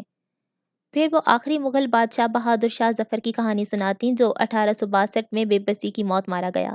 آخر میں وہ ٹیپو سلطان کا قول دہراتی، شیر کی ایک دن کی زندگی گیدڑ کی 100 سالہ زندگی سے بہتر ہے۔ عام طور پہ سمجھا یہ جاتا کہ انگریز کی حکمرانی سے برصغیر کو جو سب سے بڑا نقصان پہنچا وہ معاشی تھا، بے شک ایسا ہی ہوا۔ 18ویں صدی کے اوائل تک اس خطے کی معیشیت ساری دنیا کا چوتھا حصہ تھی۔ انگریزی دور کا اختتام ہوا تو 2% رہ گئی۔ 1879 میں انگریز قانون دان کارنلس والفولڈ نے اندازہ لگایا کہ ایک صدی کے برطانوی راج میں 34 قحط پڑے، حالانکہ اس سے قبل 2000 برس میں صرف 17 بار اس طرح کی تباہی آئی تھی۔ ایم جے اکبر لکھتے ہیں، مغلوں نے قحط سالی کا علاج کم تولنے پہ سخت سزا اور اچھی حکمرانی سے کیا۔ سٹے اور بیرون ملک غلہ بھیجنے پہ پابندی، ٹیکسوں میں نرمی اور لنگر۔ ان المیوں میں کروڑوں افراد جان ہار گئے۔ مادہ پرست یہ فرماتے ہیں کہ انگریزوں نے برصغیر کو ایک مضبوطی انتظامی ڈھانچہ فراہم کیا۔ ایک حد تک یہ بات درست بھی ہے اس معاملے کو، مگر میں ایک دوسرے زاویے سے دیکھتا ہوں۔ غلامی کے ماہ و سال نے برصغیر میں آباد نسلوں کو غلامی کی ذلت میں مبتلا کیا اور عزت نفس سے محروم کر دیا۔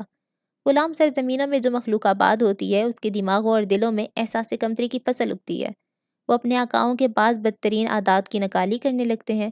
اس طرح وہ اپنے بعض بہترین روایات کو حقیر جان کر حیرآباد کہہ دیتے ہیں۔ قوت تخلیق فنا ہوتی ہے اور پیروی باقی رہ جاتی ہے۔ اشرافیوں میں قیادت کا دائیا تمام ہو کر رہ جاتا ہے۔ یہی کچھ ہمارے طبقے میں رونما ہو رہا ہے۔ مہنگی ترین تعلیم پانے کے باوجود رہنمائی کے کام میں کورے۔ اقبال کی عظمت کا میں اس لیے بھی قائل ہوں کہ غلامی میں پیدا ہوئے پروان چڑھے کمال، مگر یہ ہے کہ ان کی روح آزاد تھی۔ حیرت انگیز تخلیقی صلاحیت اور آزادی کی فکر وہ حامل تھے۔ ان کا یہ شعر دل کی گہرائیوں میں برقی روح دوڑا دیتا ہے۔ میرا طریق امیری نہیں فقیری ہے، خودی نہ بیچ غریبے میں نام پیدا کر۔ پاکستان اور بھارت کی دشمنی بھی استعمار کا ورثہ ہے۔ ہمارے دکھ میں یہ احساس کار فرما ہے کہ آخری وائسرائے لارڈ ماؤنٹ بیٹن نے ہمیں دھوکہ دیا، کشمیر کو بھارت کے حوالے کر دیا۔ پنجاب میں خاص طور پر ہندوؤں کے خلاف ایک کھولتی ہوئی نفرت ہے، اس لیے کہ ہجرت کرنے والوں کی اکثریت یہیں آباد ہے۔ ان میں سے اکثر خاندانوں نے اپنے پیاروں کو 1947 کے فساد میں کھو دیا۔ بار بار مجھے بھارت جانے کا موقع ملا اور بدتریج میں نے محسوس کیا کہ دونوں اقوام میں کچھ چیزیں مشترکہ بھی پائی جاتی ہیں۔ ہمیں یہ سکھایا گیا کہ اسلامی رواداری کا مذہب ہے، اسلحے سے نہیں، وہ علم کے بل پر پھیلا ہے، عظیم صوفی اساتذہ کے ذریعے۔ ان میں سے ایک خواجہ معی الدین چشتی ہیں، جنہیں خواجہ غریب نواز اولیاء کہا جاتا ہے۔ 12ویں صدی کے آخر میں اور 13ویں صدی کے اوائل میں جو مفلسوں اور محتاجوں کا سائبان تھے، ان درویشوں کا رسوخ اور احترام کس قدر تھا۔ کہا جاتا ہے کہ 1303 میں جب منگولوں نے دہلی کا رخ کیا تو سلطان علاء الدین خلجی نے نظام الدین اولیاء سے مدد کی التجا کی۔ آزادی سے قبل طالب علمی کے زمانے میں میرے والد کے بہت سے ہندو اور سکھ دوست تھے، میری والدہ کی سہیلیاں بھی، چنانچہ ہمیں ان سے نفرت کا درس نہ ملا۔ ہمارے بچپن کا دور مذہبی جنونوں سے پاک تھا اور جو چند ایک تھے انہیں زیادہ اہمیت نہیں دی جاتی۔ یہ البتہ خوب اچھی طرح ہمارے ذہنوں میں راسخ کر دیا گیا کہ اسلام ہی اللہ کا سچا دین ہے۔ قرآن کریم سرور عالم صلی اللہ علیہ وآلہ وسلم کے قلب پہ نازل ہوا اور خود پروردگار نے انہیں ازبر قرار دیا۔ باقی الہامی کتابیں فانی آدمیوں نے مرتب کی اور وہ حشود و زائد سے پاک نہیں۔ اللہ کے آخری رسول صلی اللہ علیہ وآلہ وسلم امی تھے، چنانچہ قرآن کریم کی مبارک آیات صحابہ کرام سے لکھوایا کرتے۔ دانش و دانائی کا بے مثال خزانہ ہی نہیں، قرآن عظیم الشان ادب کا ایک بے نظیر نمونہ بھی ہے۔ فاروق اعظم کا اسلام قبول کرنا اسی کا اعجاز ہے اور آنے والی صدیوں میں ان گنت دوسروں کا بھی۔ وہ تو اللہ کے رسول صلی اللہ علیہ وآلہ وسلم کی جان لینے کا ارادہ کر کے گھر سے نکلے تھے۔ جب انہوں نے اپنی بہن کو تلاوت کرتے سنا تو ان کا دل پگھل گیا، رو دیے اور ایمان والوں کے قافلے میں شامل ہو گئے۔ پھر وہ ان کے قریب ترین ساتھیوں میں سے ایک ہو گئے اور انسانی تاریخ میں دائم جگمگاتی قیادت کے عظیم منصب پہ فائز ہوئے۔ ایک تجربہ مجھ پہ بیتا ہے جس نے مجھے ادراک بخشا کہ اس عظیم ہستی پہ قرآن کریم سنتے ہوئے کیا گزری ہوگی۔ نماز جمعہ کے لیے اپنے بیٹوں کو ساتھ لے کر میں اسلام آباد کی دل آویز فیصل مسجد میں گیا۔ ایک مسیحی امام خطبہ پڑھ رہے تھے۔ عام طور پہ ایسا ہوتا ہے کہ مسجد میں بیٹھے بیٹھے آپ اپنے خیالات میں کھو جاتے ہیں، مگر اس دن یہ ہوا کہ حسین اللحن میں امام نے جب تلاوت شروع کی تو شائستہ آواز نے مجھے چونکا دیا۔ وسیع و عریض مسجد میں قرآن کریم کا جادو جاگ اٹھا تھا۔ ایسا لگ رہا تھا کہ ہر چیز اس کے سحر میں ڈوب گئی ہے۔ ادھر ادھر میں نے دیکھا اور پایا کہ سب کے سب اس کا شکار ہیں۔ یہ نور و آہنگ کا ایک جہاں تھا، ایسی واردات پھر کبھی نہ بیتی، حتیٰ کہ مدینہ منورہ اور مکہ مکرمہ میں بھی نہیں۔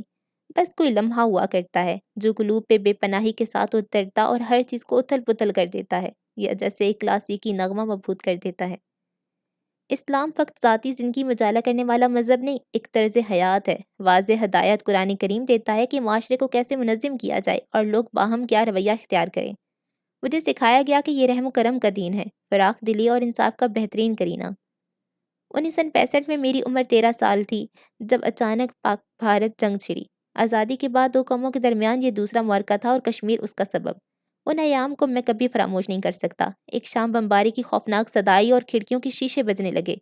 چھتوں پہ چڑھ کے ہم نے سرحد پار چاروں طرف دھماکوں سے پھیلتی پھلجھڑیاں دیکھیں۔ شب بھر آگ برستی رہی اور میں اپنے والدین کی متجسس چہرے دیکھتا رہا۔ بھارتی فوج لاہور کی طرف بڑھ رہی تھی۔ افواہ یہ تھی کہ بھارتی چھاپہ مار جہازوں سے شہر میں اتریں گے۔ جب وطن کی لہر نے دلوں اور ذہنوں کو گرما دیا تھا، زمان پارک میں خاندان کے بزرگ میرے ماموں کے گھر جمع ہوئے۔ فیصلہ ہوا کہ نوجوانوں پر مشتمل ایک جتھا تشکیل دیا جائے جو زماں پاک کی حفاظت کرے۔ میں اس گروپ میں شامل ہونے کے لیے بےتاب تھا، اس اشاریہ 22 رائفل کے ساتھ جو میری سالگرہ پہ آغا جان نے مجھے تحفے میں دی۔ بڑی شان سے رائفل اٹھائے میں محافظوں میں شامل ہونے کے لیے گیا، مگر یہ کہہ کر واپس کر دیا گیا کہ ابھی تم بچے ہو۔ بہت غصہ آیا مجھے۔ صدمہ ہوا کہ کیوں میری عمر کم ہے۔ میری بہنوں کے ساتھ مجھے شہر سے دور بھیج دیا گیا۔ ہم راولپنڈی پہنچے تو نواح شہر میں نے قبائلی رضاکاروں کے گروہ دیکھے جو فوج کی مدد کرنے آئے تھے۔ بعد میں پتہ چلا کہ میرے رشتے کے بھائیوں نے گھات لگا کر 2 معصوم شہریوں کو قتل کرنے کی کوشش کی۔ وہ سمجھے کہ یہ بھارتی چھاپہ مار ہیں۔ دشمن کو شکست دینے کے لیے پورا ملک متحد تھا۔ میں سمجھتا ہوں کہ پھر کبھی ایسا اتحاد قائم نہ ہوا۔ البتہ 1992 میں کرکٹ کا عالمی کپ جیتنے پہ ساری قوم نے جشن ضرور منایا۔ جوں میں بڑا ہوتا گیا، نہ صرف اپنے وطن سے میری محبت بڑھتی گئی بلکہ شہروں کے باہر پھیلی ہوئی کشادہ فضاؤں سے بھی۔ لاہور کی جھلسا دینے والی گرمی سے نجات کی تمنا میں گرما کے ہر موسم میں اپنے والدین کے ساتھ میں پہاڑ پہ جایا کرتا۔ وہ سنسنی خیز مسرت جب بلند پہاڑوں کے قریب ہم جا پہنچتے اور ہوا خشک ہونے لگتی۔ پنجاب کی اذیت ناک گرمی سے گزرنے والے ہی اس لطف کا کچھ اندازہ کر سکتے ہیں۔ اس دور میں گھر ایئر کنڈیشن نہ ہوتے تھے۔ پہاڑ پہ ہم پکنک مناتے، جنگلوں میں گھوما کرتے، بندروں، گیدڑوں اور خار پشت کو دیکھتے اور ہاں، انواع و اقسام کے انگنت پرندوں کو۔ ایک بار، اور تب میری عمر 5 برس تھی، ایک چونکا دینے والی بات ہوئی۔ نواح مری کی ڈونگا گلی میں نصف شب کو برفانی تیندوے نے ایک گدھے کو مار ڈالا۔ اس ریسٹ ہاؤس کے قریب ہمارا خاندان جہاں مقیم تھا، مجھے یاد ہے کہ اس منظر نے کس قدر سنسنی میرے ذہن میں پیدا کی۔ وہ اس میں سرما میں اپنے بھائیوں اور چچاؤں کے ساتھ میں کلر کہار کے نواح میں تیتروں کا شکار کھیلنے جاتا۔ میرے بچپن کے بعض مسرت اگئی یادوں کا تعلق اس علاقے سے وابستہ ہے۔ نواح میں جنگلی جانوروں کی کثرت تھی، بھیڑیے، تیندوے، چرخ، گیدڑ اور لومڑیاں، ہرن اور جنگلی بھیڑیں۔ سالٹ رینج میں اب جنگلی حیات برائے نام ہے، لیکن پھر بھی اپنے حسن و تنوع کے سبب شکار کے لیے یہ میری پسندیدہ ترین جگہوں میں سے ایک ہے۔ میری والدہ بھی جنگلی حیات اور پہاڑوں سے گہری وابستگی رکھتی تھیں۔ کہانیاں سنا کر وہ میرے شوق جگا دیا کرتی۔ ان داستانوں کا تعلق شملہ اور ڈلہوزی سے تھا، جہاں اپنے والدین کے ساتھ وہ چھٹیاں بتانے جایا کرتی۔ اب یہ شہر بھارت کا حصہ ہے۔ سب بچوں کی طرح مجھے بھی ان کہانیوں سے دلچسپی ہوا کرتی۔ وہ کہانیاں مجھے بہت ہی اچھی لگتیں، جس میں ایک چیتا ان کے کتے کو اٹھا لے گیا تھا۔ رگوپے میں بجلی دوڑانے والی ایک اور داستان کا تعلق میرے والد کے چچا سے تھا۔ ایک شیر سے ان کا مقابلہ ہوا جس نے دیہاتیوں کو پریشان کر رکھا تھا۔ دو بدو لڑائی میں بالآخر ان کے ہاتھ مارا گیا۔ گولیاں ختم ہو جانے کے بعد بندوق کے دستوں سے انہوں نے اسے قتل کر ڈالا۔ پھر گہرے زخموں سے 6 ماہ تک انہیں ہسپتال کے بستر سے باندھے رکھا۔ وہ پولیس کے اعلیٰ ترین ایوارڈ کے مستحق ٹھہرے تھے۔ 1965 کی جنگ 17 دن کے بعد تمام ہو گئی۔ فوجی حکمران ایوب خان مگر اس کے نتیجے میں کمزور ہو گئے۔ معاملات میں ان کی گرفت کم ہوتی گئی۔ کچھ ہی عرصہ بعد ذوالفقار علی بھٹو کی پاکستان پیپلز پارٹی ابھر کے سامنے آئی۔ کیلیفورنیا اور آکسفورڈ میں تعلیم پانے والے بھٹو 34 سال کی عمر میں وزیر خارجہ بنے۔ اقوام متحدہ میں وہ پاکستان کی نمائندگی کرتے رہے۔ ایوب خان سے ان کی علیحدگی 1965 کی جنگ کے عواقب و نتائج میں سے ایک ہے۔ اول انہیں ایک نجات دہندہ کے طور پہ دیکھا گیا، بعد ازاں مگر وہ برعکس ثابت ہوئے۔ یہ وہ آدمی تھا جسے قدرت نے کرشماتی شخصیت عطا کی تھی۔ تاریخی شعور سے وہ بہرہ تھا، اعلیٰ تعلیم یافتہ اور غیر معمولی ذہانت کا امین۔ اگر وہ چاہتا تو پاکستان کو بدل کے رکھ دیتا۔ وہ ایک قوم پرست تھا اور اس نے ملک کی پہلی عوامی جماعت تشکیل دی۔ اس کے کردار میں مگر ایک مہلک سکم ایسا تھا کہ ہر امکان کو جس نے برباد کر دیا۔ اس کا جاگیردارانہ ذہن اختلاف کی تاب نہ لا سکا۔ جلد ہی انتقامی انداز ان کی حکومت کا امتیازی نشان بن گیا۔ ایک بات البتہ ہے، 1967 میں لکھی جانے والی میتھ آف انڈیپینڈنس ان کی بڑی ہی وسیع کتاب ہے، اب بھی اتنی ہی۔ افسوس کی بات یہ ہے کہ وہ خود اپنے نظریات پہ عمل پیرا نہ ہو سکے۔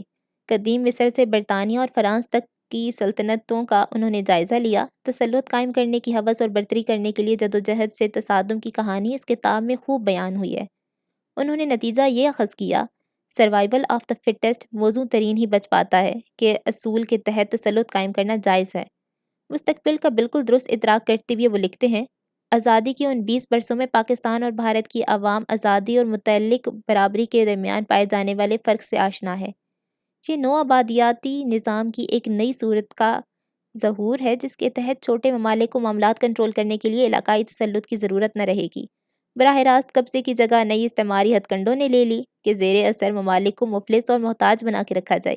19ویں صدی میں برطانیہ نے بھارت کے ان علاقوں میں ایک مختلف انداز کا استعماری نظام متعارف کروایا جنہیں راجواڑے کہا جاتا ہے۔ 500 سے زیادہ نام نہاد راجے اور مہاراجے براہ راست حکومت کی بجائے انگریز ان کٹ پتلیوں کے ذریعے ان سرزمین کے عوام پہ حکومت چلاتے رہے۔ ہمارے پاکستانی حکمران بھی انہی جیسے ہیں۔ اپنی قومی مفادیت کے برعکس وہ امریکی احکامات کے متعلق فیصلے صادر کرتے ہیں۔ یہ وہ مسئلہ ہے جس کی وجہ سے پاکستان میں انتہا پسندی پنپ رہی ہے۔ جب میں جوان سال تھا تو شاہراہ قراقرم کا رخ کیا کرتا جو بھارت، پاکستان اور چین کی سرحدوں پہ واقع ہے۔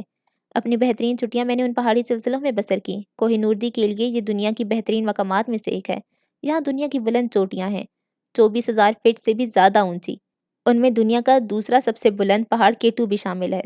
یہی دنیا کی چھت ہے۔ 9,000 فٹ کی بلندی پہ ڈومل وادی سے بڑھ کے دنیا میں کوئی خوبصورت جگہ میں نے نہیں دیکھی، جہاں فوج والے سرما میں اسکائنگ کے برف پہ پھسلنے کے بعد منعقد کراتے ہیں۔ ان بستیوں کے مکین بہت ہی گرم جوش اور بے حد محبت کرنے والے ہیں۔ ان کا حال معلوم نہیں لیکن تب سے وہاں نہ جاتے تھے۔ شہروں کے شور و شغب سے دور ایک دودھیا پانی والی ندی کے دونوں طرف پھیلی وسطوں کو سرخ اور سفید پھولوں نے ڈھانپ رکھا تھا۔ ہر صبح جا کر میں نظارہ کیا کرتا اور اپنے آپ سے کہتا، یہی تو جنت ہے۔ خود کو مجھے یقین دلانا پڑتا کہ میں خواب نہیں دیکھ رہا۔ اس علاقے کے لوگ پرتپاک اور دوستانہ مزاج رکھتے ہیں، جدید سیاحت زدہ علاقوں کے تسنہ سے پاک۔ ایک سفر کے دوران 2 جیپوں میں سے ایک خراب ہو گئی۔ ایک نوجوان نے پیشکش کی کہ شب بسری کے لیے ہم اس کے گاؤں چلیں۔ 40 منٹ کے بعد ہم ایک زمرد جھیل کے کنارے صنوبر کے درختوں سے گھرے ایک گاؤں میں پہنچے۔ بہت ہی لذیذ کھانا انہوں نے ہمیں کھلایا جس میں کھمبیاں شامل تھیں۔ آج تک پھر ایسا دسترخوان نہ دیکھا۔ 14ویں کے چاند نے جادو سا کر رکھا تھا۔ صنوبر کے درختوں میں ہوا بہتی رہی۔ جھیل کنارے رات بھر ہم جاگتے رہے، اس بے قرار جمال پہ حیران۔ پاکستان کا شمالی علاقہ سوئٹزرلینڈ سے 2 گنا بڑا ہے۔ کون جانے وہاں اس طرح کے کتنے ہی جھیل اور دلکش علاقے اور ہیں۔ میں ہنزا کی وادی میں بھی ایسی تجربات سے گزرا۔ 1967 میں پہلی بار جب میں اس علاقے میں گیا تو گرم جوش دیہاتی ہمیں آڑو اور خوبانی پیش کرتے، اپنے گھروں میں مہمانوں کے لیے بےتاب سے ہو جاتے۔ انہی برف سادوں میں وہ نادر و نایاب برفانی تیندوا پایا جاتا جس کی آنکھوں میں سبز رنگ کی جھلک ہوتی ہے۔ ایک چرواہا اس تیندوے کے 2 بچے اٹھائے سابق ریاست نگر کے میر کو پیش کرنے آیا۔ 1974 تک گلگت کے جنوب میں واقع وہ اس مختصر سی ریاست کا حکمران رہا تھا۔ یہ گلگت بلتستان کے شمال میں واقع ہے۔ تب ہنسا دور دراز کا ایک مقام تھا۔ پہاڑوں پر پتلی پرانی سڑکیں اور زاویہ در زاویہ ہزاروں فٹ کی بلندی سے خوف زدہ کر دینے والے مناظر۔ دوسری عالمی جنگ کے زمانے کی جیپوں میں بہت مشکل سے یہاں پہنچا جا سکتا۔ کبھی نیچے نگاہ پڑتی تو برباد ہو جانے والی جیپوں کے ڈھانچے نظر آتے۔ پھر قراقرم تعمیر ہوئی جسے شاہراہ ریشم بھی کہا جاتا ہے۔ ہزاروں برس اس راہ سے تجارت ہوتی رہی لیکن خطرہ مول لینے والے ہی اس پہ سفر کر سکتے تھے۔ اب یہ باقاعدہ سڑک ہے، دنیا کا نواں عجوبہ، اس لیے کہ یہ دنیا کی بلند ترین شاہراہ ہے۔ کرۂ ارض پہ کسی بھی سڑک کی تعمیر اتنی دشوار نہ رہی ہوگی۔ پاکستان اور چین کو اس کام میں 20 برس لگے اور 900 زندگیاں اس کی نظر ہوئیں۔ یہ دنیا کی حسین ترین پہاڑ ہیں۔ لوگوں کا رویہ اب بھی دوستانہ ہے اگرچہ ترقی کے عمل نے اپنی قیمت وصول کی ہے۔ آبادی میں ہولناک اضافے کے علاوہ ٹمبر مافیا نے بے دردی سے درخت کاٹ کر جنگل ویران کر دیے ہیں۔ افسوس کہ نئے زمانے پاکستان کے بہت سے علاقوں میں تباہی لے کر آئے۔ جو بڑی تبدیلیاں رونما ہوئیں ان میں سے ایک یہ ہے کہ 1947 میں جو آبادی 4 کروڑ سے کم تھی 4.5 گنا بڑھ کر 18 کروڑ ہو چکی۔ ہمارے ملک کا فطری حسن اور جنگلات تیزی سے غائب ہو رہے ہیں۔ 1950 سے 60 کی دہائی میں یہ بات واضح ہو چکی تھی کہ پاکستان کو تباہی سے دوچار کرنے والے مسائل میں یہ بھی ایک مسئلہ شامل ہے۔ اصل مسئلہ تو خود ریاست کے تانے بانے میں خرابی ہے جس نے انگریزوں کی روایات اور اداروں کے ساتھ ہماری غلامانہ وابستگی سے جنم لیا۔ بجائے اس کے کہ ہماری اشرافیہ نو عبادیاتی غلامی کا توق اتار پھینک دی، الٹا انہوں نے اسے اور مضبوطی سے اپنے ساتھ چمٹا لیا اور جس قدر کوئی پاکستانی انگریز کی نکالی کرے گا اسی قدر اس کی سماجی حیثیت میں اضافہ ہوتا جائے گا۔ پاکستانیوں نے انگریز بننے کی روش اختیار کی۔ ہوٹلوں کے بیروں سمیت ہر کوئی انگریزی بولنے لگا۔ انگریزی سوٹ وہ پہننے لگے۔ ہم بچے انگریزی فلمیں دیکھا کرتے۔ اختتام ہفتہ پر زیادہ مہذب لوگ انگریزی دھنوں پہ رقص فرماتے، ان میں سے بعض تو اردو بھی انگریزی لہجے میں بولتے، ایسے بھی ہیں جو چپاتی اور گاڑے شوربے والے سالن چھری کانٹے کے ساتھ تناول کرنے کی کوشش کرتے نظر آتے۔ ان کے بنائے ہوئے کلبوں کی رکنیت حاصل کرنے کے لیے ایک پاکستانی کو انتظار اور کوشش سے گزرنا ہوگا۔ بالکل برک سے کورا جب چاہے دروازہ کھول کر اندر داخل ہو جائے، ویٹر اسے پوچھنے کی جرات نہ کرے گا کہ وہ ممبر بھی ہے یا نہیں۔ کراچی کے سندھ کلب میں جو اپنے آپ سے متنفر کالے صاحبوں کی پسندیدہ جگہ ہے، پاکستانی ثقافت سے وابستہ کسی چیز کو گوارا نہیں کیا جاتا۔ 1871 میں یہ کلب انگریزوں نے تعمیر کیا تھا، 1974 تک اس میں شلوار قمیض پہن کے داخل ہونے کی اجازت نہ تھی۔ فوجی اور سول افسروں کی اکثریت پہ مشتمل مختصر سی شرافیہ نے مقامی باشندوں سے کراہت ورثے میں پائی۔ اقبال ایسے مفکرین سے رہنمائی حاصل کرنے کی بجائے استعماری انداز میں وہ لوگوں پہ حکم چلانے کی کوشش کرتے رہے۔ استعماری عہد کے تمام ادارے جوں کے توں رہے۔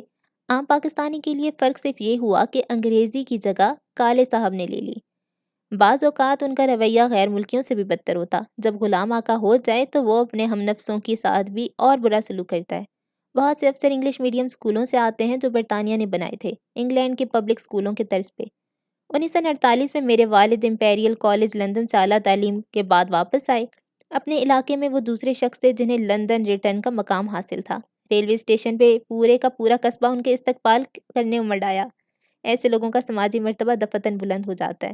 ان کی شادیاں زیادہ بارسوخ گھرانوں میں ممکن ہوتی ہیں۔ پاکستان اور اس سے زیادہ بھارت میں اب بھی شادی کے لیے گورے رنگ کو ترجیح دی جاتی ہے۔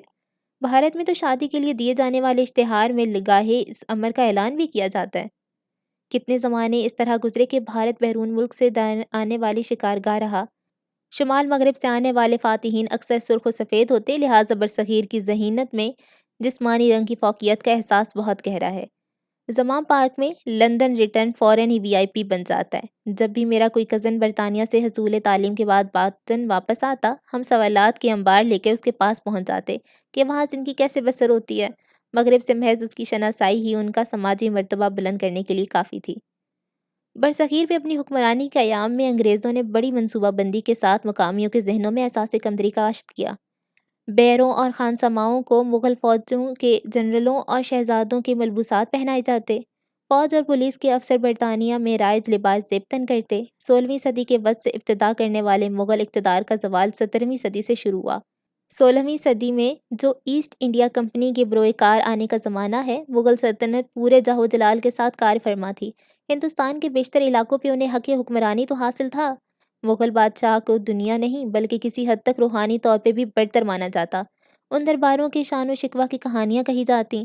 اول نصف صدی تک انگریز بھی ان کی پیروی کرتے رہے۔ وہ فارسی بولتے، مغل اشرافیہ جیسے لباس پہنا کرتے، سور اور گائے کے گوشت سے بچا کرتے اور مقامی عورتوں سے شادی کرنے کی کوشش کرتے، بعض اوقات تو ایک سے زیادہ۔ برطانوی مؤرخ ولیم ڈالرمپل نے اس عہد میں انگریزوں کے تغیر پذیر رجحانات کو قلم بند کیا۔ 17ویں صدی کے درمیان سے 18ویں صدی کے وسط تک انگریزوں نے تقریباً تمام افواج کو شکست دوچار کر دیا۔ اہل فرانس کے علاوہ سکھوں اور مرہٹوں کو۔ اس سے پہلے سراج الدولہ اور شیر محصور ٹیپو سلطان ایک ایک کر کے سب چلے گئے، سب رخصت ہوئے۔ اب انگریزوں میں اعتماد بہت ہو گیا اور استعماری گھمنڈ کے نمو پانے کی ابتدا ہوئی۔ انجیلی عیسائیت سے تعلق رکھنے والے احساس برتری میں بھی اثر انداز ہوا۔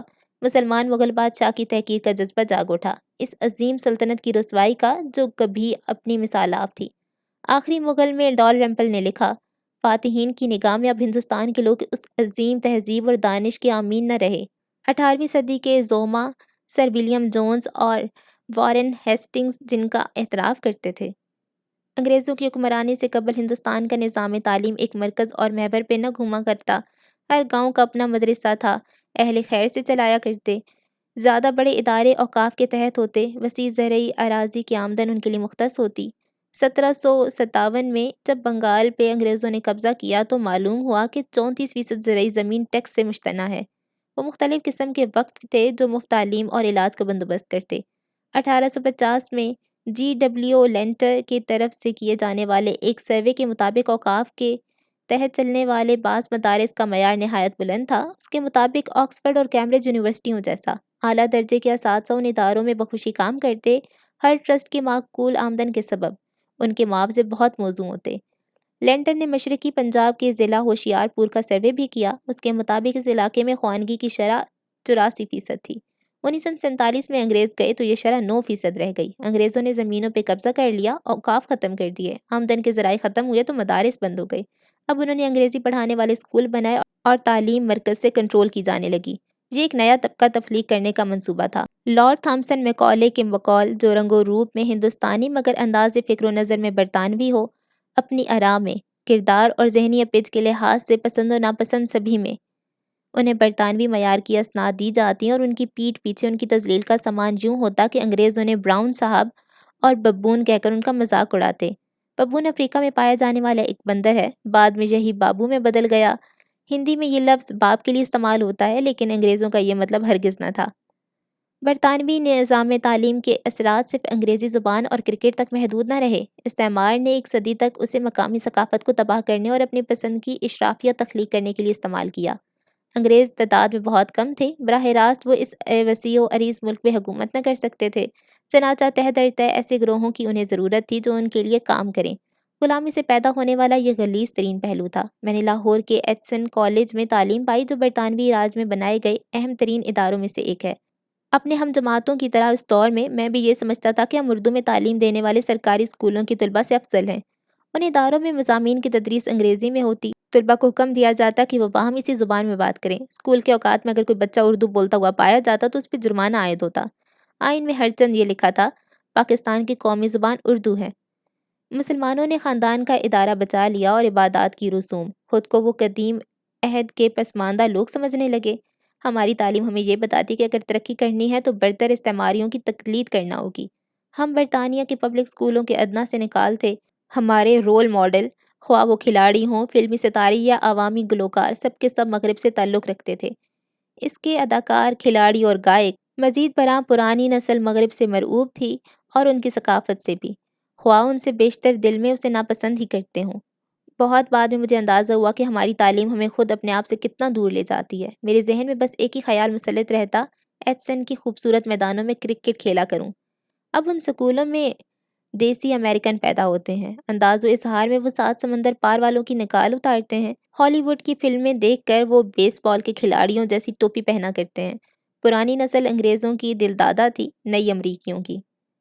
पाकिस्तान बनने के बाद अंग्रेज़ी तर्ज के स्कूलों से हमें फ़ौरन ही निजात पा लेनी चाहिए थी। सिंगापुर, मलेशिया और भारत में आज़ाद हुकूमतों ने तमाम तालीमी इदारों के लिए यकसा निसाब नाफिज किया। पाकिस्तान में उन्हें कायम रहने दिया गया। नौबत यहाँ तक पहुँची कि अब तक उन तलबा के लिए कुतब का इंतखाब मगरिब में होता है। उन स्कूलों से निकलने वाले नौजवानों को दूसरों के मुकाबले में बेहतर मौक़े मिलते हैं। सिविल सर्विस में ख़ास तौर पे वो अच्छी अंग्रेज़ी बोलते हैं, मकामी नहीं गैर मुल्की लहजे में। अपनी सकाफ़त को वो नापसंद करते हैं। उनमें एक ख़ास तरह की खुद तरहमी जन्म लेती है और अलमनाक एहसास कमतरी। दो अजनबी जब एक दूसरे से मिलते हैं तो उनमें से एक फ़ौरन ही अंग्रेज़ी के कुछ अल्फाज लड़का देता है ताकि उसे माकूल, मुहज़्ज़ब और तालीम याफ्ता मान लिया जाए।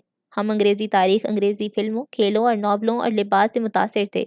हम उसका मज़ाक उड़ाते जो ढंग से अंग्रेज़ी न बोल सकता। गलत उर्दू बोलना फ़ैशन था।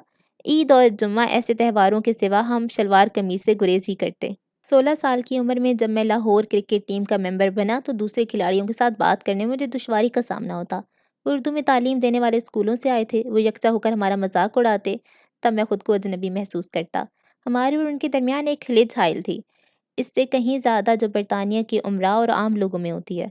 उनके लतीफ़े मिज़ाहिया जुमले, पसंदीदा फ़िल्में और दुनिया के बारे में उनका नुक्ता नज़र, सब कुछ हमसे मुख्तलिफ था। तब मुझे एहसास होने लगा कि ये तो 2 अलग तबक़ात हैं और बाहम उनकी नापसंदीदगी कैसे ख़तरनाक नताइज को जन्म दे सकती है। ये इंकशाफ भी हुआ कि एचसन में खेल की बेहतरीन सहूलतों के बावजूद हम उन आम से बच्चों का मुकाबला करने के काबिल नहीं। वो बहुत ही सख्त चाँद थे और आगे बढ़ने का जज़्बा उनमें कहीं ज़्यादा था। हॉकी और स्क्वॉश के सब अज़ीम सितारे भी उर्दू स्कूलों से उभरे, आलमी अफ़क़ पे उभरे और जगमगाते रहे। फिर मुझे अंदाज़ा हुआ, उन्हें बहुत जल्द एहसास हो जाता है कि अगर समाजी मर्तबा बढ़ाना है तो मगरबी रख-रखाव के अंदाज़ सीखना ही पड़ेंगे। लिहाज़ा क्रिकेट के खिलाड़ियों की अक्सरियत मगरबी मलबूसात की खरीदारी में बहुत गहरी दिलचस्पी का मुज़ाहिरा करने लगती। उन्हें अंग्रेज़ी सीखने की ख्वाहिश होती है और वो भी ऐसी कि लहजा भी अंग्रेज़ों जैसा हो। कुछ ऐसे क्रिकेटर भी थे जिन्होंने महज़ इसलिए शराब पीना शुरू कर दी कि अहले मगरिब को मरगूब है और इशराफिया के मामूलात में शामिल। हालाँकि 1977 में शराब पे पाबंदी आयद थी। कौमी लिबास भी एक सकाफ़ती पहचान होता है जिसे नौआबादियाती दौर ने बर्बाद करके रख दिया। अपने लड़कपन में मुझे याद है कि मेरे चचा ने मेरे एक कज़न को शलवार कमीज़ पहने हुए देखा तो ये कहा, بھئی تم نے یہ کیا نوکروں والے کپڑے پہن رکھے ہیں؟ ایک مرتبہ اپنی والدہ کی ایک سہیلی کو میں نے کہتے سنا کہ لگتا ہے فلاں کے پاس اچانک بہت دولت آ گئی ہے کیونکہ اس نے مغربی لباس پہننا شروع کر دیا ہے۔ 10 برس گزرنے کے بعد 1988 میں جب کراکرم میں چند مغربی دوستوں کے ساتھ کوہ نوردی مشغول تھا تو مجھے خیال آیا کہ میں بھی اپنے لباس سے غیر ملکی نظر آتا ہوں۔ مقامی لوگ پاکستانی لباس پہنے تھے، اچانک یہ خیال بجلی کی طرح ذہن میں لپکا۔ ایک میں ہوں، قومی ہیرو مانا جاتا ہوں، مجھے رول ماڈل سمجھا جاتا ہے، جہاں چلا جاؤں ہزاروں جمع ہو جائیں، پھر بھی لباس میرا غیر ملکیوں جیسا ہے۔ کئی برس بعد جب میں پہلی مرتبہ وزیرستان گیا تو اس وقت بھی مجھے شرمندگی اٹھانا پڑی۔ قبائلی یہ جانتے تھے کہ پشتو مجھے نہیں آتی، پشتو ہی میں میری بات کرنے پہ مصر رہے۔ صرف قبائلی علاقوں کا ہی یہ خاصہ ہے کہ وہاں کے لوگ اپنی ثقافت کے اظہار پہ اصرار کریں۔ وہ اس فخر سے سرشار رہنے کے والے لوگ ہیں کہ وہ ناقابل شکست ہیں، کوئی انہیں فتح نہ کر سکا۔ انہیں کسی کی ثقافت سے کچھ بھی مستعار لینے کی ضرورت نہیں ہے۔ استعمار جب فتح یاب ہوتا ہے، جب غالب آنے والے احساس برتری اور مغلوب احساس کمتری کا شکار ہو جائیں۔ سبکدوش سول اور فوجی افسروں میں استعماری روایات کا اب بھی غلبہ ہے۔ اجنبی سرزمینوں کے فرزند ان اداروں کے معمار تھے۔ پاک فوج کے ایک لیفٹیننٹ جنرل نے مجھ سے کہا، عمران تم شلوار قمیض پہنے پہ اس قدر مصر کیوں ہو جبکہ سوٹ پہ تم بہت جچتے ہو؟ ان میں سے بہت سے لوگ شلوار قمیض ہی پسند کریں گے، خاص طور پہ موسم گرما کی حدت میں، مگر وہ اعتماد سے محروم لوگ۔ 1990 کے عشرے میں شوکت خانم ہسپتال میں میرا ایک دفتر تھا جہاں میں مارکیٹنگ ٹیم کی کارکردگی کا جائزہ لیا کرتا۔ میں نے دیکھا کہ عطیات دینے والے اکثر تاجر ہوتے اور شلوار قمیض میں ملبوس۔ میں نے فیصلہ کیا کہ ہماری مارکیٹنگ ٹیم والے بھی ان کی پیروی کریں۔ ٹیم کے ایک ممبر نے کچھ عرصے بعد تقاضا کیا کہ اسے پرانے انداز کی طرف لوٹ جانے کی اجازت دی جائے۔ اس کا کہنا یہ تھا کہ اب تاجر اور دوسرے لوگ اس کا ویسا احترام نہیں کرتے، یہ بھی کہ جب وہ بڑے دفتروں میں جاتا ہے تو اس قدر اعتماد محسوس نہیں کرتا۔ مشرف کے دور میں یہ رجحان اور بھی بڑھ گیا اور اس نے مغرب نوازی کو بہت فروغ دیا۔ اب سندھ اور پنجاب کے سیاستدان بھی اس کی تقلید کرنے پہ مجبور نظر آئے۔ بہت سے امیدوار پوسٹروں پہ چھپنے والی اپنی تصویر کوٹ اور نک ٹائی کے ساتھ بنواتے۔ ان کا خیال ہے کہ اس طرح ووٹرا انہیں کچھ زیادہ اہمیت دیں گے۔ تاریخ کے کسی بھی طالب علم کے لیے غالب تہذیب کی پیروی کے مناظر اجنبی اور تعجب خیز نہیں۔ اٹلی کے علاقے سسلی نے 11ویں صدی میں عرب فاتحین سے آزادی چھین لی تھی، مگر آئندہ 50 برس تک اس جزیرے میں عدالتوں کی زبان عربی رہی۔ پاکستان میں انگریزی بولنے والا اشرافیہ ہمیں ہماری مذہب اور تہذیب سے دور لے گئی۔ ہر چند کسی نے عیسائیت قبول کرنے پہ آمادگی ظاہر نہ کی، مگر مغرب سے مسحور ہونے کا نتیجہ یہ ضرور نکلا کہ اسلام کو ایک قدامت پسندانہ مذہب خیال کیا جانے لگا، اپنے تمدن ہی کی طرح۔ آخر وہ جو اکثریت میں تھے وہ مذہبی تھے تو مفلس بھی۔ کالج اور یونیورسٹی میں اگر کوئی طالب علم نماز پڑھتا نظر آتا یا داڑھی رکھ لیتا تو اسے مولوی کہا جاتا۔ مغربی تعلیم میں سائنس پڑھانے پہ زیادہ زور دیا جاتا۔ کہا جاتا کہ ہر وہ چیز اور عقیدہ جو دکھا کر ثابت نہیں کیا جا سکتا در حقیقت وجود ہی نہیں رکھتا۔ یہ نظریہ مذہب سے تصادم ہے جو غیب پہ ایمان لانے کا مطالبہ کرتا ہے۔ مزید برآں 1960 کے عشرے میں نئی نسل نے پرانی کے خلاف بغاوت کر دی اور اس کے نتیجے میں وہ مذہب سے بھی دور ہوتی چلی گئی۔ ہم بھی اسی نسل کا حصہ تھے۔ سکول کی تعلیم مکمل کر لینے کے بعد بھی جمعہ اور عید کی نمازیں پڑھنے میں اپنے والد کے ساتھ جایا کرتا۔ میرا اور میرے دوستوں کا حال مگر یہ تھا کہ اللہ کے وجود ہمارے لیے مسجد کی چار دیواری تک محدود تھا۔ ہم انگریزی فلمیں دیکھنے والے اس بات پہ ایمان لا چکے تھے کہ مغرب بہرحال بالا تر ہے اور اصل اہمیت ٹیکنالوجی کو حاصل ہے۔ اگر اپنے مذہب اور تمدن کا ہمیں بہتر علم ہوتا تو شاید ہم اس طرح للچا کر مغرب کی طرف نہ دیکھا کرتے، اس طرح جھک کر اس کی طرف مائل نہ ہو گئے ہوتے۔ مسئلہ یہ بھی تھا کہ ہمارے علماء مغربی یلغار کا مقابلہ نہ کر سکے۔ مغربی تہذیب سے وہ ناآشنا تھے اور ہماری زبان میں ہم سے بات نہ کر سکتے تھے، ہمیں سمجھا نہ سکتے تھے۔ ثقافتی خلیج نے ہمارے درمیان دکھائی نہ دینے والی دیوار کی مانند مضبوط تھی۔ ہمیں اس انداز فکر کی طرف راغب کیا کہ اسلام عہد قدیم کا کرینہ ہے۔ مجھے وہ طالب علم اب بھی یاد ہیں جو ان مولویوں صاحبان کا مذاق اڑایا کرتے جن کی انگریزی ناقص تھی۔ اب بھی بنیاد پرستی اختیار کرنے والے نوجوانوں سے نالاں اشرافیہ ادراک نہیں کر رہی کہ دو مختلف تعلیمی نصابوں اور نظاموں نے ہمارے لیے کتنی مشکلات کو جنم دیا ہے۔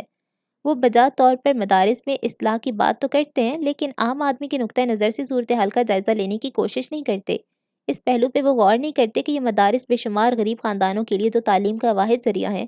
عوام کا احساس یہ ہے کہ وہ ایک اجنبی ثقافت کی نمائندگی کرنے اور استعمار کے وارثوں کو قبول نہیں کرتے۔ وہ انہیں مغرب کا ایجنٹ سمجھتے ہیں اور ان کی قومی روایات کو تباہ کرنے کے در پہ ہیں۔ عالمی اشرافیہ کی تخلیق کا تصور مختلف ممالک میں مسلسل اور دائمی مداخلت کے مترادف ہے۔ زمینی استعماری قبضے کی جگہ اب ثقافتی استعمار نے لے لی ہے۔ مصنف ٹائٹس برک ہارٹ اپنی کتاب فیض شہر اسلام میں اس مسئلے کے نشاندہی باانداز گر کرتا ہے۔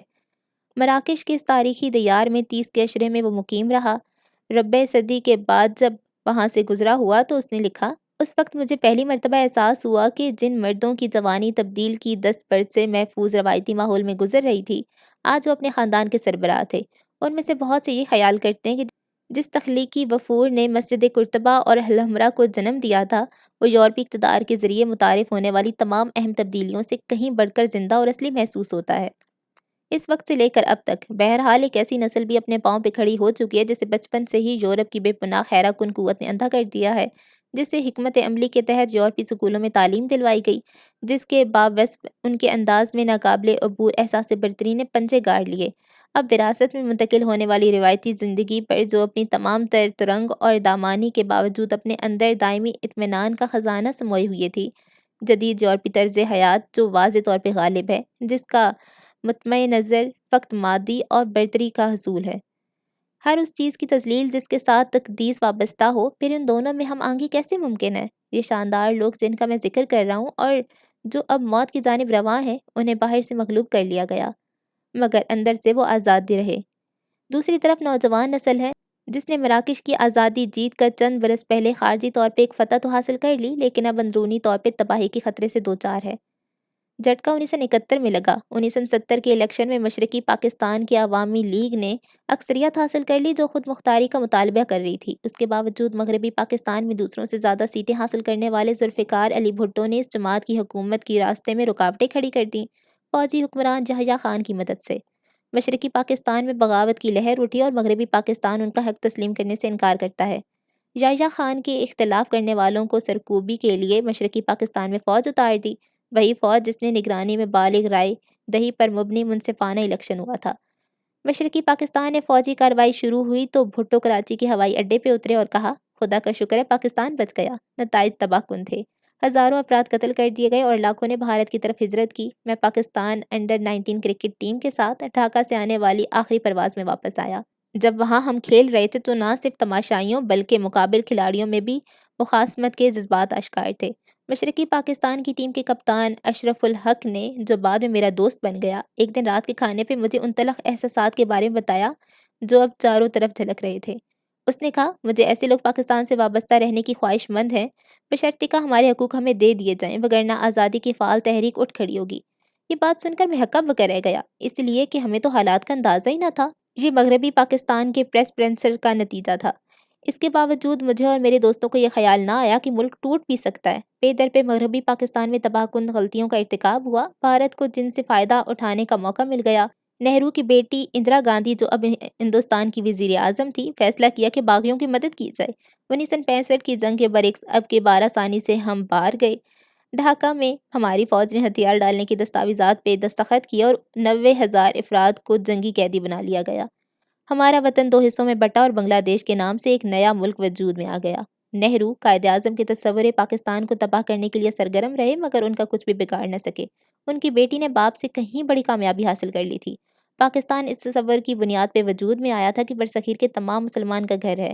1971 کے تباہ کن شکست اور توہین کے بعد ہماری فوج کے دلوں میں جس کی تلخ یادیں زندہ ہیں، اب یہ محض مغربی پاکستانیوں کا وطن ہے۔ 3 برس بعد 1974 میں اشرف الحق سے دوبارہ ملاقات ہوئی۔ 1971 کے ہنگاموں میں مرنے والوں کی جو تعداد اس نے بتائی، اس پہ مجھے دھچکا لگا۔ دونوں طرف سے بتائے گئے اعداد و شمار مختلف ہیں، تصدیق کرنا ممکن نہیں۔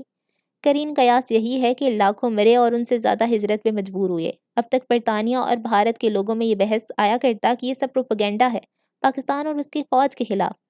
اشرف الحق کی باتیں سننے کے بعد میں نے محسوس کیا کہ سرکاری پروپیگنڈے پہ کبھی اعتبار نہ کرنا چاہیے اور اپنے ہی لوگوں کے خلاف فوجی کارروائی کی حمایت سے ہمیشہ بچنا چاہیے۔ کرکٹ کی زندگی کا آغاز تھا۔ 1971 کے موسم گرما میں انگلینڈ کے خلاف پاکستان کی طرف سے میں نے پہلا میچ کھیلا۔ سنسر زدہ اخبارات اور سرکاری ٹی وی سے دور پہلی بار عالمی پریس تک رسائی ہوئی۔ ایک طرف پاکستانی فوج کے ہتھیار ڈالنے کا منظر، دوسری طرف ہم سے منسوب قتل عام، بے پناہ صدمہ تھا۔ افواج اور حکومت ہمیں بتاتے رہے کہ آخری سانس تک وہ لڑیں گے۔ شکست سے 24 گھنٹے قبل میرے قبیلے کے جنرل نیازی نے BBC کو انٹرویو دیا کہ آخری آدمی تک وہ مقابلہ کریں گے۔ پھر ہتھیار ڈالنے کا منظر اذیت سے دوچار کرنے والی پست ہمتی اور کلک لے کر آیا۔ ملک کے مستقبل پہ اعتماد کا متزلزل ہونے لگا۔ دوسروں کی طرح میں نے بھی سرکاری پروپیگنڈے پہ یقین کر لیا تھا کہ مقابل جنگجو، دہشت گرد اور بھارت کی پشت پناہی سے بروئے کار آنے والے باغی ہیں۔ سچ تو یہ ہے کہ انہیں ہم بھارت کا ایجنٹ ہی سمجھتے تھے۔ یہی اصطلاحات اب قبائلی علاقوں اور بلوچستان کے بارے میں برکی جاتی ہیں۔ تب بھی مسئلے کی جڑ سے نمٹنے کی بجائے ہم مرض کی علامتوں سے برسر جنگ رہے۔ ہم پاکستانی عوام کی امنگوں کا ادراک کر سکے اور نہ ہی احترام۔ اس دکھ سے کئی سال مجھے گزرنا پڑا کہ غیر ملکی میرے ملک کے وطن کے بارے میں کیا سوچتے اور رائے رکھتے ہیں۔ گھر سے بہت دور ایک ڈراؤنے خواب سے جاگ اٹھا تھا، اکیلا، یکسر تنہا اور غیر محفوظ۔ زندگی میں پہلی بار لوگوں کا سامنا کرنے میں دشواری تھی۔ میچ ختم ہونے کے بعد میں وہیں رکا رہا کہ گرامر اسکول میں اپنی تعلیم مکمل کروں۔ مقامی لوگوں میں کوئی دوست بنانا مشکل نظر آیا، تقریباً ناممکن ہی۔ البتہ رشتے کے بھائیوں اور اسکول کے بعض ساتھیوں سے تعلق گہرا تھا۔ کسی بھی وقت ایک دوسرے کے گھروں میں ہم جا پہنچتے۔ تعلقات گہرے اور سچے تھے، چنانچہ ہر تعلق کے حسد اور تلخی سے محفوظ۔ مشکل مگر یہ تھی کہ زیادہ وقت اجنبیوں میں گزرتا۔ ان کے انداز مختلف، جینے کا ڈھنگ اور میں ایک مربوط خاندان میں پلا تھا جس میں سب ایک دوسرے سے بہت قریب تھے۔ انگلینڈ میں ایسی کوئی پاسداری دوستی تب قائم نہ ہو سکی جیسے کہ پاکستان میں تھی۔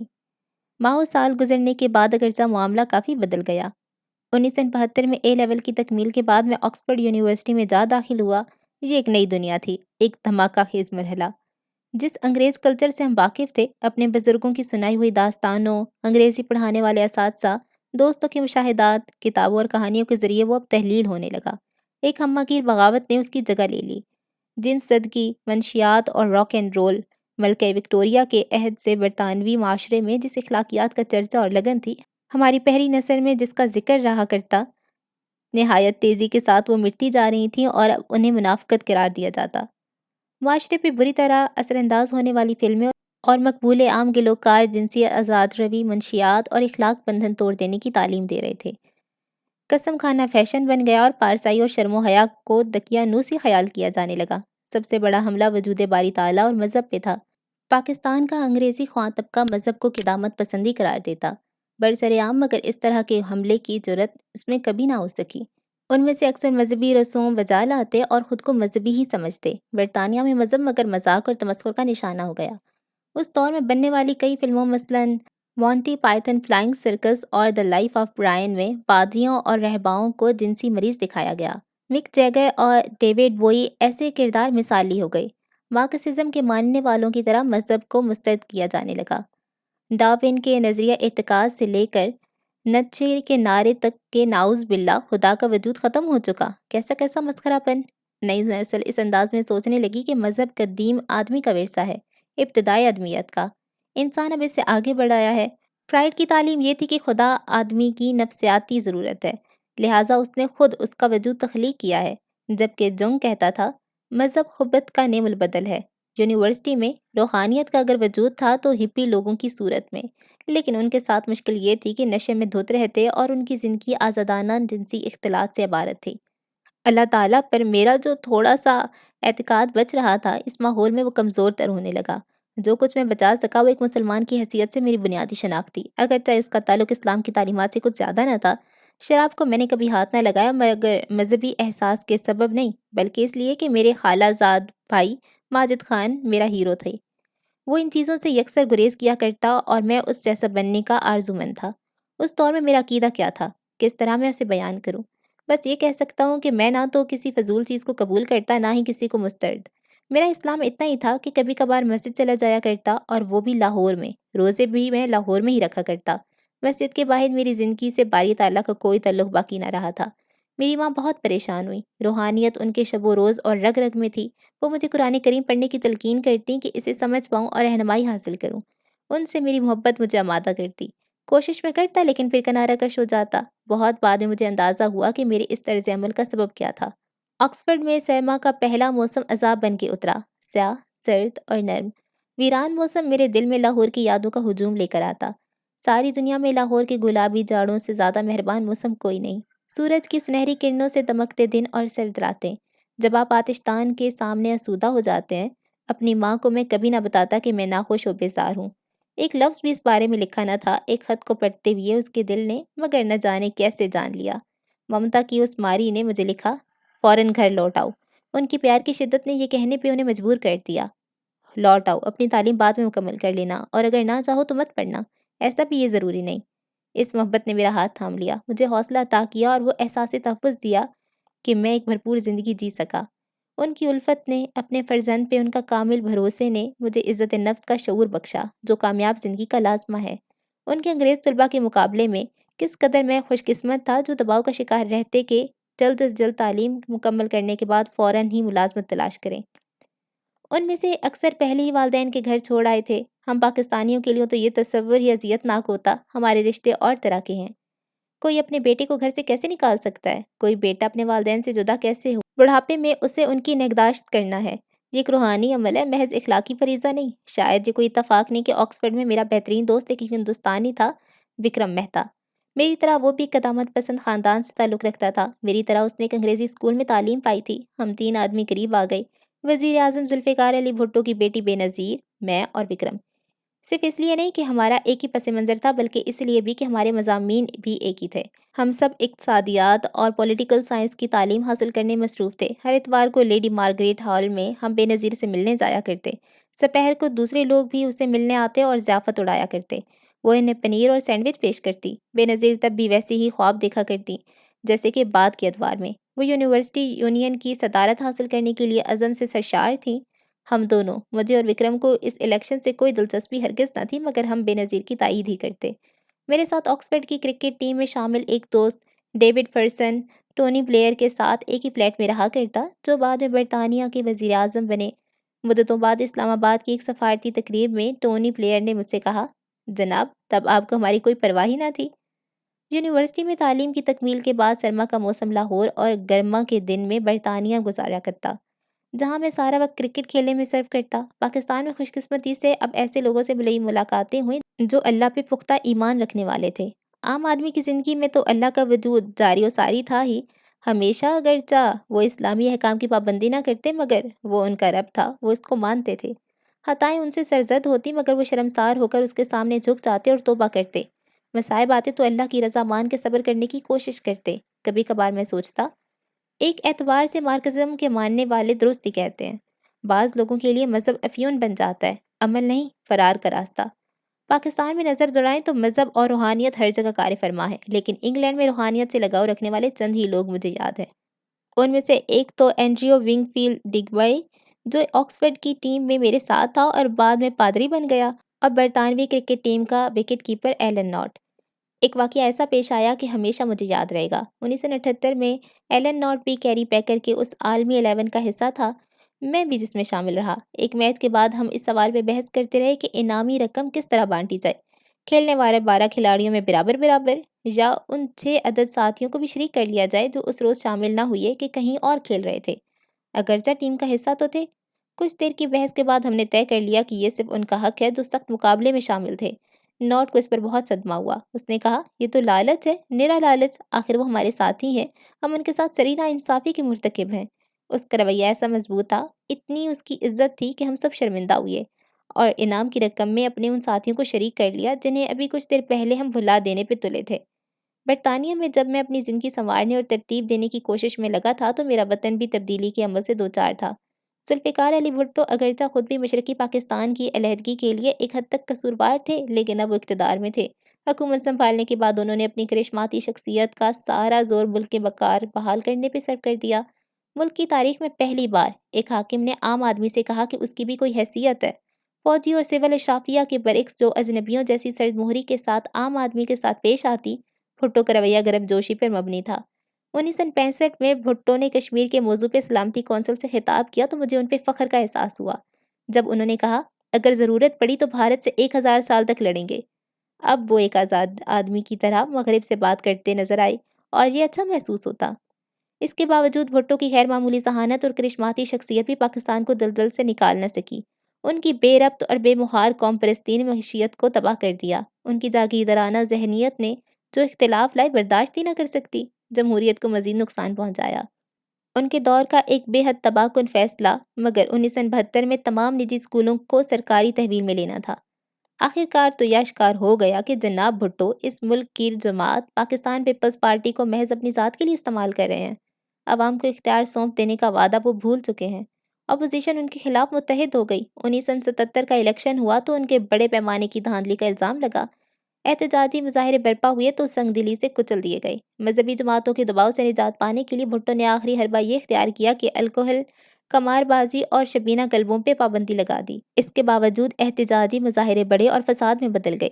اب ان پہ قابو پانے کے لیے فوج بلائی گئی۔ بالآخر مارشل لا نافذ ہوا اور 11 سال کے لیے ایک جنرل حکمران بن گیا۔ جنرل محمد ضیاء الحق نے بے پناہ مقبول لیڈر کو ایک شب اقتدار سے بندوق کے زور پہ الگ کر دیا۔ اگلے برس 1978 میں وہ پاکستان کے صدر بن بیٹھے اور 1969 میں سابق وزیر اعظم کو پھانسی دے دی۔ یہ ثانیہ ہوا تو میں سری لنکا میں کرکٹ کھیل رہا تھا۔ صدمہ ہوا، بے حد شدید صدمہ۔ غلطیاں انہوں نے بھی بہت کی تھی مگر پھانسی ناقابل قبول۔ مزید بحران ابھی باقی تھے۔ 1979 کا سال بعض اعتبار سے تاریخ ساز تھا۔ مغرب زدہ رضا شاہ پہلوی کو خمینی کے اسلامی انقلاب نے جلتا کیا۔ اس برس کے آخری دن تھے کہ روسی افواج افغانستان میں داخل ہوئیں۔ اب ایک طویل مدت کے لیے پاکستان بھی مغرب کا حلیف تھا، خاص طور پہ امریکہ بہادر کا، جس کے سائے میں کبھی کوئی ملک خود مختار نہ رہ سکا۔ اچھا جی، باب نمبر اول ختم ہو گیا ہے۔ اب اس کے تھوڑے سے 10 چیپٹرز اور آئیں گے۔ دعا میں یاد رکھیں۔ اللہ حافظ۔